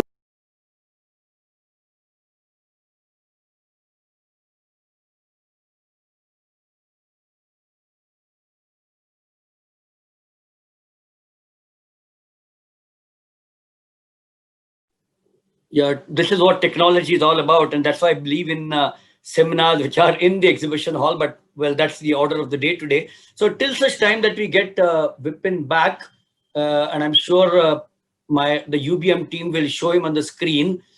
Is Mr. Chandrasekhar still there? If he's there, I'm going to ask him a question. Is he still there? Yeah, tell me, Milind. Yeah, Mr. Chandrasekhar, we've got a break with Vipin, so till he comes back, question to you is, everyone's spoken about various things. Be positive should be the word which all of us are, isn't it? And a positive way forward. Hello. Yeah, I mentioned that I missed your last sentence. Yeah, I said we at IFCA have been always positive over the last 6 months, and being positive is going to be the way forward, not only for IFCA but for all of us. Yeah, that's the only option actually we have. We can't be dwelling on the current situation and get stuck, in a place. And that's what I was trying to give in my presentation, is that every pandemic actually we have moved to a next level as a civilization and as a society. And I'm sure this one, if you have a positive mind, a lot of good things will also come. Okay, thank you. Thank you, Mr. Chandrasekhar. I think we seem to have got Vipin back. Yes, we seem to have got him back. Yeah, Vipin, please continue now. Sorry, bad signal maybe. So I'll be talking from our perspective, the challenges we face and our reactions to that, and whatever we could do to mitigate those as much as possible. Plus our learnings.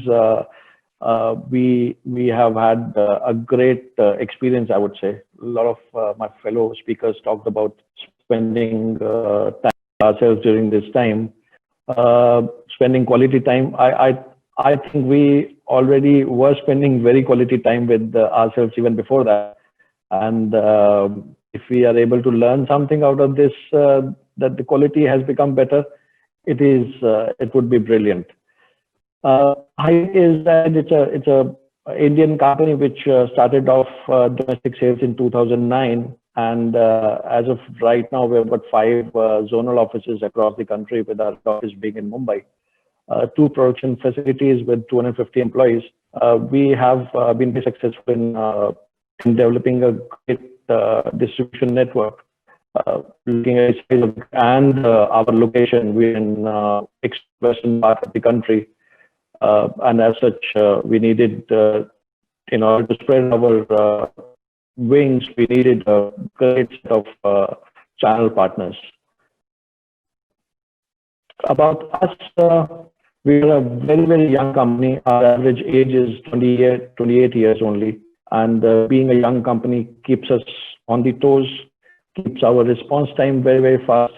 Customers are always on our mind. And our efficiencies, we are one of the largest Indian company today.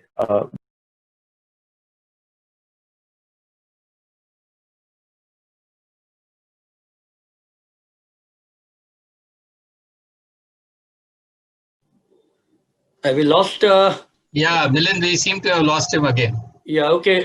Mr. Gupta,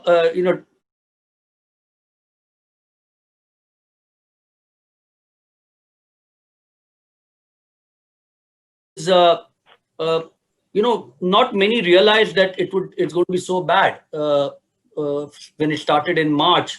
You dwelt at length in your first keynote address. 2021, what would be your message to not only this nation but to the world community? 2021, what would be my message? Well, the message right now, Milind, is that let's hope and pray that our fellow citizens working on vaccines and cures, they really start succeeding.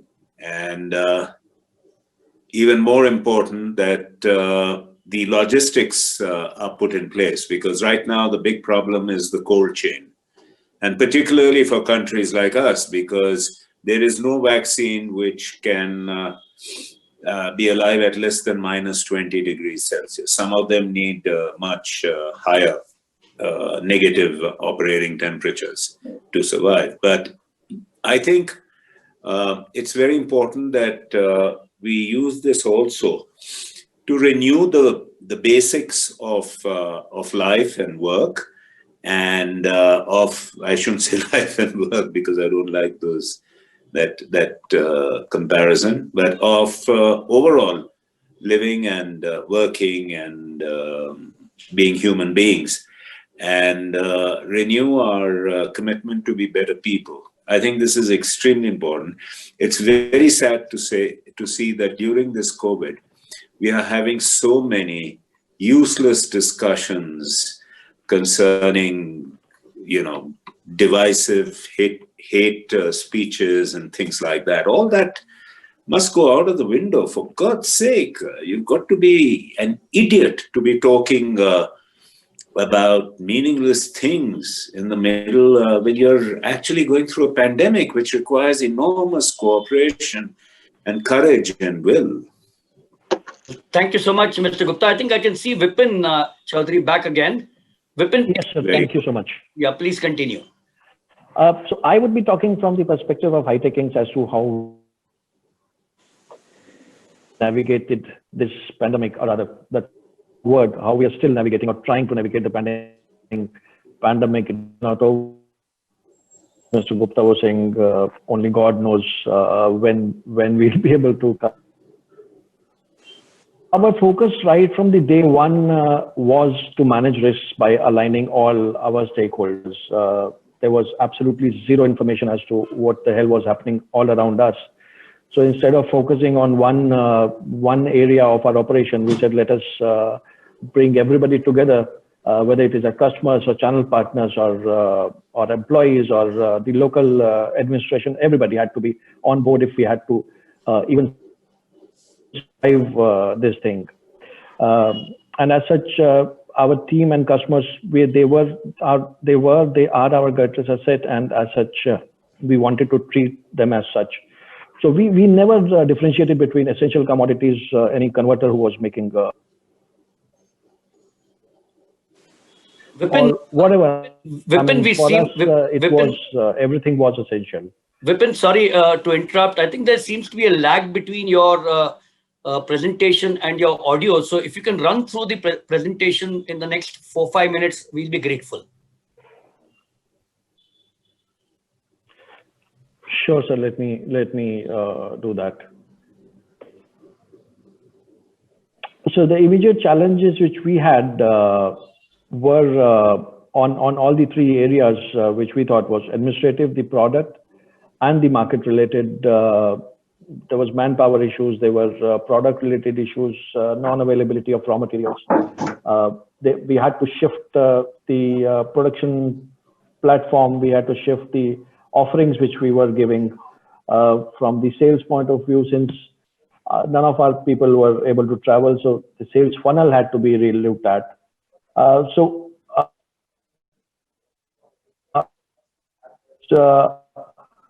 all the limitations which we had, by going ahead and assessing what needed to be done, we called it navigating the now. It was from the team, as I said, reviewing the production footprint, reviewing and looking at wherever we could find a disruption in this supply chain. The next step was to learn how to ride this, whether it was from the point of view of reformulating the production plants based on whatever resources or the raw materials were available, changing the product portfolio. There was a big issue in demand shifting from one sector to the other sector. We had to be ready for that. And the last one was, how do we plan the comeback? I mean, yes, in our view, comeback is still happening, is still not completed, but yes, that is what we thought about. There was only one way which we could do this. It was to sharpen our entire value proposition. And when I say entire value proposition, I mean everybody right from our workforce to the products, to the supply chain, to the quantities which we were shipping to our customers, everything. And this was done by having very, very repeated communications with our staff, especially on the health and safety. Health and safety is, and we are working in any case, in a very dangerous kind of industry, which is a hazardous industry. And as such, I mean, from not even from the ethical point of view, but from a very practical point of view, if you don't have people, I mean, you can't function at all. So our HR teams were on their toes. They had to ensure that in spite of whatever negative feedback which was coming on the channels about migration and all that, they ensured that not even one of our contract laborers felt threatened about their jobs. So job security initially was of the paramount importance for us to have in everybody's mind. As the other speaker said, that yes, there was a big issue on logistics. Trucks were not available. The drivers were not available. Our team was able to work with a few local transporters, and we had to give them guarantees. We had to give them guarantees on tonnages. We had to give them guarantees on safety. We had to give them guarantees on the commercial part as well. So there was no question of negotiation at that time. So whatever demands were coming from the available resources, they were always met with a simple yes. Our delivery associates were taught how to have the minimum contact, whether while they were loading in our factory or they were delivering at the customer's end. Some of the very normal, the new normal which is in place right now, whether it was thermal screening or social distancing, even our production floor, the entire production floor was realigned so that social distancing could be followed. Incoming raw material, outgoing finished products, everything was disinfected. And from coming to the market side, we had to reevaluate or reassess the demand pattern. I mean, we never thought that a Parle G would become an essential commodity, and they will be buying laminates to an extent where it beats every other product available in the market. But yes, that was the reality. So we had to shift, and being a strength of ours, that we have had a few products which are common inks for most of the substrates. Most of our converter friends here would agree that substrates that makes life easy. And in such a scenario where the general availability was at stake, the common inks definitely helped them to a very, very, very, very large extent. We have Jikelele, which is for all substrates and for very high-end machines and machine speeds. Greenlam is a very, very versatile ink system, which is for everybody. I mean, that is the Parle G of ink industry, I would say. Then we have Techlam, as Vinay said, that yes, milk and oil, they were booming at that time. They still are, and with our association with the IDMCs and the Amul Feds, we were able to service them not only from the ink side, we were able to service them from the side of reducers as well, because of our extended and long-term contracts with the solvent suppliers. The other thing which we did very, very successfully was, and that was predominantly because of non-availability of packing material, the drums and barrels. We shifted a lot of the bigger consuming items from smaller packing to bulk packaging, the 1-ton IBCs and things like that, especially for whites and extended mediums. That definitely, it jacked up our delivery costs, but yes, it did help us to maintain better productivity at our end and lower wastages at the customer's end and continued availability. The other very important thing which we did, which was because of the reassessment of the demand patterns, we started off supplying small lots to everybody. So we didn't want even one single customer to be left out or one single channel partner to be left out. And we started shipping them smaller lots at very, very regular intervals, so that the supply chain or the continuity of the chain is maintained.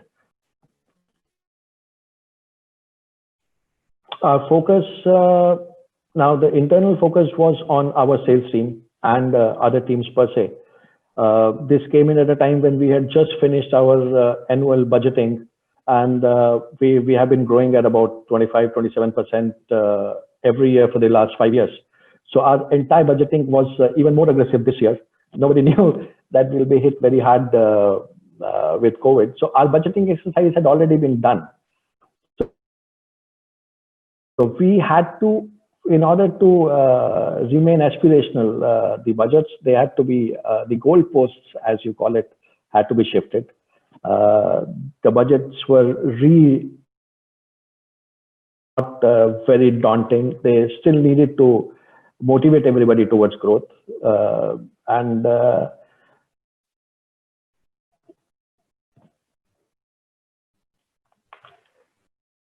so the other focus was to reassign the sales force.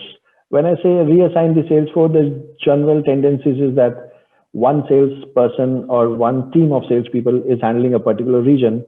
If they're able to achieve 90-95% of the budgets, then we are all okay and the things go very smoothly.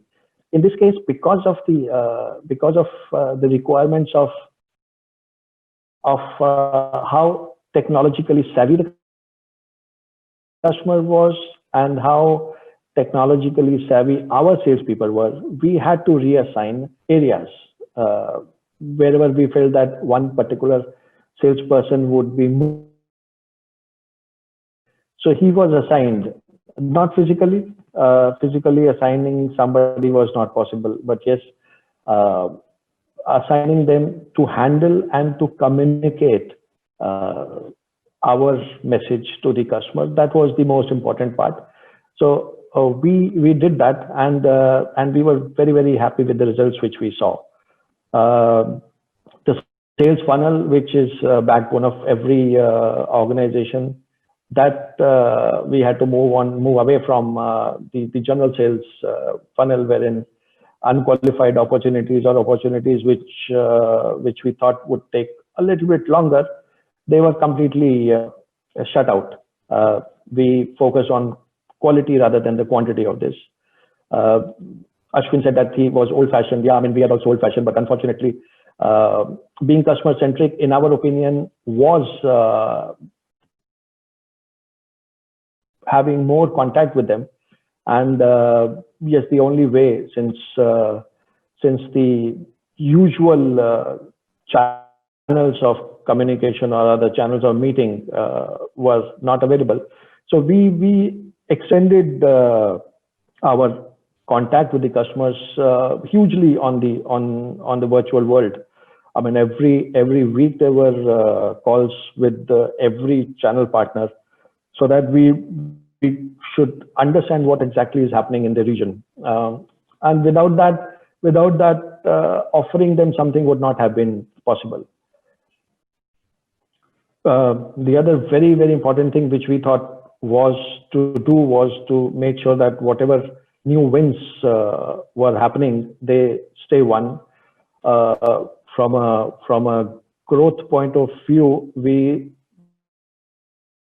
maintaining our current customers and whatever new customers were being added, maintaining them is the key to survive here.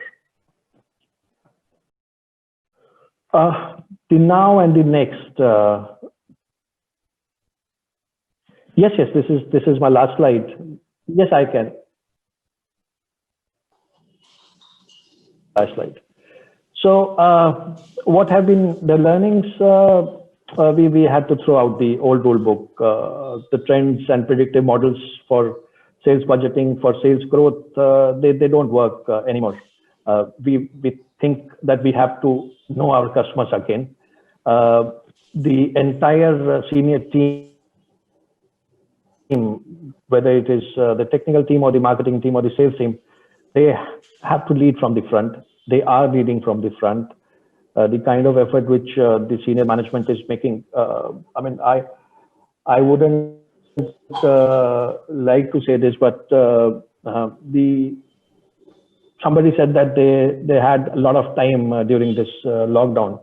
We had absolutely no time. I mean, time was at premium during this lockdown. We were so tied up that at the end of the day, probably I heard Sundar Pichai saying that the biggest casualty of this lockdown would be diminishing of the boundaries, the work and the home boundaries. Mr. Gupta also put in that point that there is a work balance, work and home balance. I mean, these things were not even prevalent for us during this lockdown. The only thing we not having more time was a luxury. I would envy Vinay on this. Yes, the focus has changed from the conventional methods of communication or interaction or engagement to being extremely tech savvy. Yes, everybody was tech savvy. Yes, they need to be more now. And just to conclude, I'm sure we all will get through this. I am sure that the learnings of this pandemic, they remain with us. It is fortunate to very dangerous levels of pollution 2 days back. Yeah, I mean, with beautiful photographs of Everest coming to a level wherein we have reached again dangerous levels of. I hope better sense prevails. But yes, we are a very resilient country. We have always got up from still doing better than other countries. Once again, thank you so much for your time and. Thank you so much, Vipin. We'll get through this. Is a very clear indication that we all are looking forward to. I'm not going to take much time to introduce the next speaker because we are running short of time. 10 minutes for our final speaker coming up. Thank you, Vipin, for sharing your thought with us. It's a pity that we had technical problems, but we still could get through. So Ashish Srivastav, you got 10 minutes, around 10 minutes to take your presentation because there is a next session for UBM ProPak, which is on the cards a little before 2 o'clock. So Ashish Srivastav, 10 minutes for you. Please take it from here.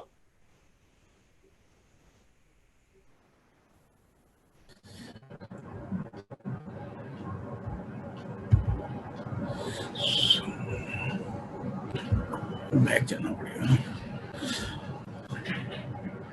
अरे यार sorry कहाँ चला गया fourth slide आ गई I'm sorry, 1 second. I'll not take much of the time. Stop share. I have to reshare it. Most of the topic has been covered.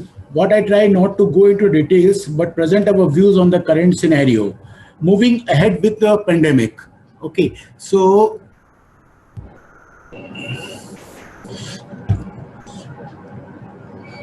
one second. It has been disturbed. कैसे करूँगा इसको back?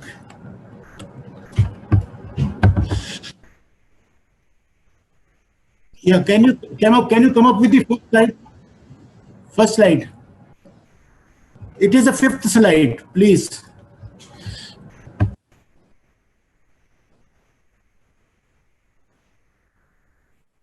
Why it is coming the sixth slide? Yeah, it has come now.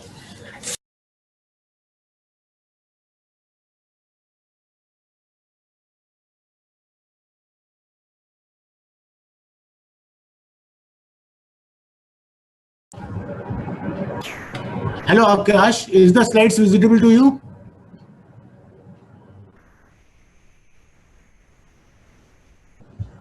Hey.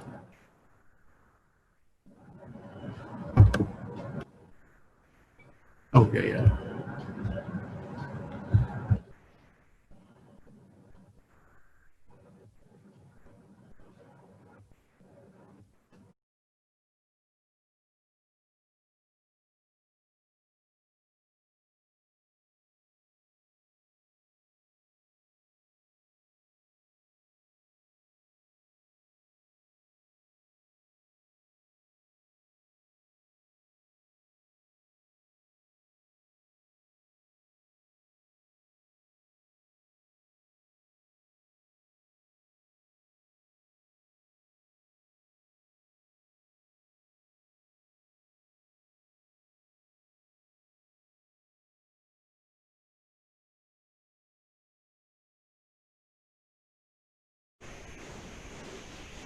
Yes, it is one. Yeah. So the I will start with a lighter note that Corona COVID-19 pandemic to teach basics to us. Corona means Karuna. It has two perspectives. Either don't do, sit idle and leave to God. And the other perspective is please do. Think new, better alternatives to improve and sustain. We don't With the don't do, life becomes static. Earning started going down, and the frustration and negativity make us sick and lethargic. But with please do, our life become dynamic. The new ideas pop up. We move for the better tomorrow and create a space for new generation. I'll go fast with my slides. Okay. And with the human mentality refusing to adapt to new atmosphere and new technologies, pandemic shows the world of minimalistic living. Industry and commerce accepted work from home, reducing transit with increasing productivity of humans. Living on family meals and reduction of social meetings increases life and healthy habits. People have increase their focus on exercising and healthier food.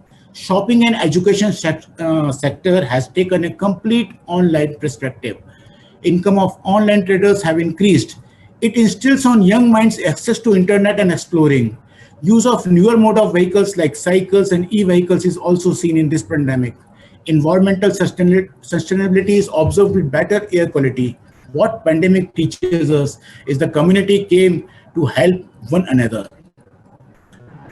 The Toyo India has taken pandemic as a challenge and converts it to an opportunity. Following are the norms laid by local, whatever the norms laid by the local authorities, organizing video conferencing, inculcating the confidence in our young staff to make them to plan and execute with time.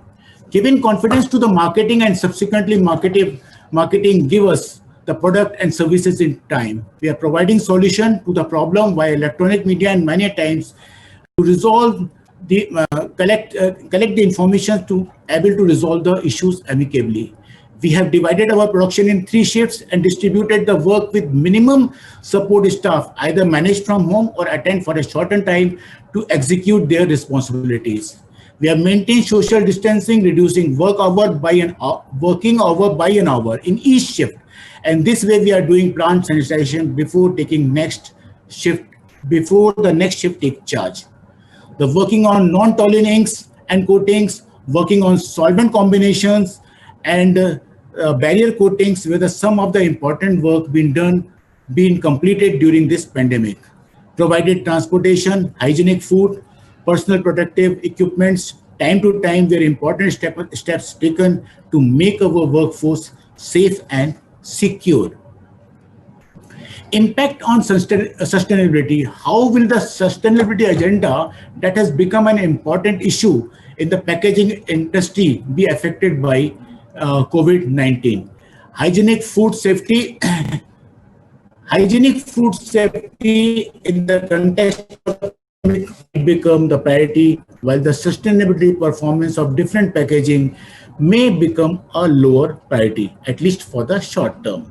Because of the pandemic, there are new appreciation by consumers of the hygienic advantage plastic packaging can offer that seems to be overwhelming concern about recyclability and the plastic waste leakage into the environment. For example, a global coffee house chain is temporarily banning reuse of the cups amid the outbreak. At the same time, the current stage of emergency concern about the virus contaminated surfaces, numerous cities in the world are putting off the introduction of bring your own bag, suspending recycling services for both residential and commercial. Part 1, action to consider for the packaging leader to support and protect employees' health. It is also pragmatic response to maintain an enterprise ability to function at all. The company can monitor health risk and communicate it through its internet posting at the entrance to the sites and regular training how to handle them. Targeted processes and the policies include checklist, new travel and meeting guidelines, and the other support teams into shifts when operationally possible. And how could make some shift necessary in its portfolio or packaging offering. Based on that as assessment, a leadership team review its operating model to evaluate its packaging production.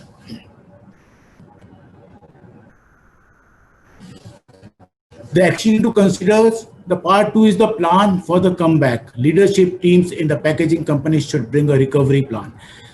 Will include a mix of financial resilience, operational plans, and strategies for customer-focused moves. Company can take steps to identify packaging categories that are returned to a strong level of demand. They can also consider the supply chain requirements and production plannings, including addressing the footprint and rebalancing supplies. They will need to cope with that turn. They can also look out for new pockets of growth potential with different packaging and uses and different substrates. Last, company can review the packaging product designs and associate capabilities that they would need to manage new trend in consumer sentiments and requirements such as safety, health concern, and more e-commerce. The part 3, shape the next normal. The packaging companies leadership teams should access which shifts underway in customer and consumer sentiments and which behave may stick after the crisis. For example, hygienic requirements and resurgent concerns about sustainability. They can also consider rethinking their business portfolio so that to ensure that a stable cash flow and healthy balance sheet that their company needs to make a regular practice of the kind that served them well at the start of the crisis. Thinking through the network implication for their plants and supply chains and the potential risk related to single sources of raw material packaging component. Before ending, I used to write, I have written one very poem in Hindi regarding this pandemic. The topic is Socho, but I'll read only 4 first lines that will make you understand that what it's all about. एक सूक्ष्म कीटाणु निर्मम निर्भीक और निष्ठुर पर ना वनस्पति ऑन प्लांट्स ना जीव जंतु एनिमल्स सिर्फ इंसानों पर ही क्यों इतना क्रूर this is the question in this pandemic race. Thank you very much. Thanks a lot. Thank you so much, Ashish Srivastava. And I'd like to end here because we are now running out of time. I'd like to thank all our speakers here who participated in the seminar today. I'd like to thank Mr. Suresh Gupta, Chandrasekhar, Shailesh Nema, Arvind Sekhar, Vinay Bhardwaj, Ashwin Hebar, Vipin Chaudhary, and Ashish Srivastav. And I'd like to, last but not the least, thank the UBM ProPak Informa Markets team, which is, you've been a great help to make sure that this has been a success. We will catch up soon.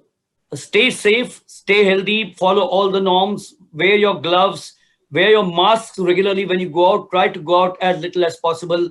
And of course, use the sanitizer, wash your hands and face regularly. Thank you so much. It's been a pleasure over the last 2+ hours. Thank you. Jai Hind. Thank you.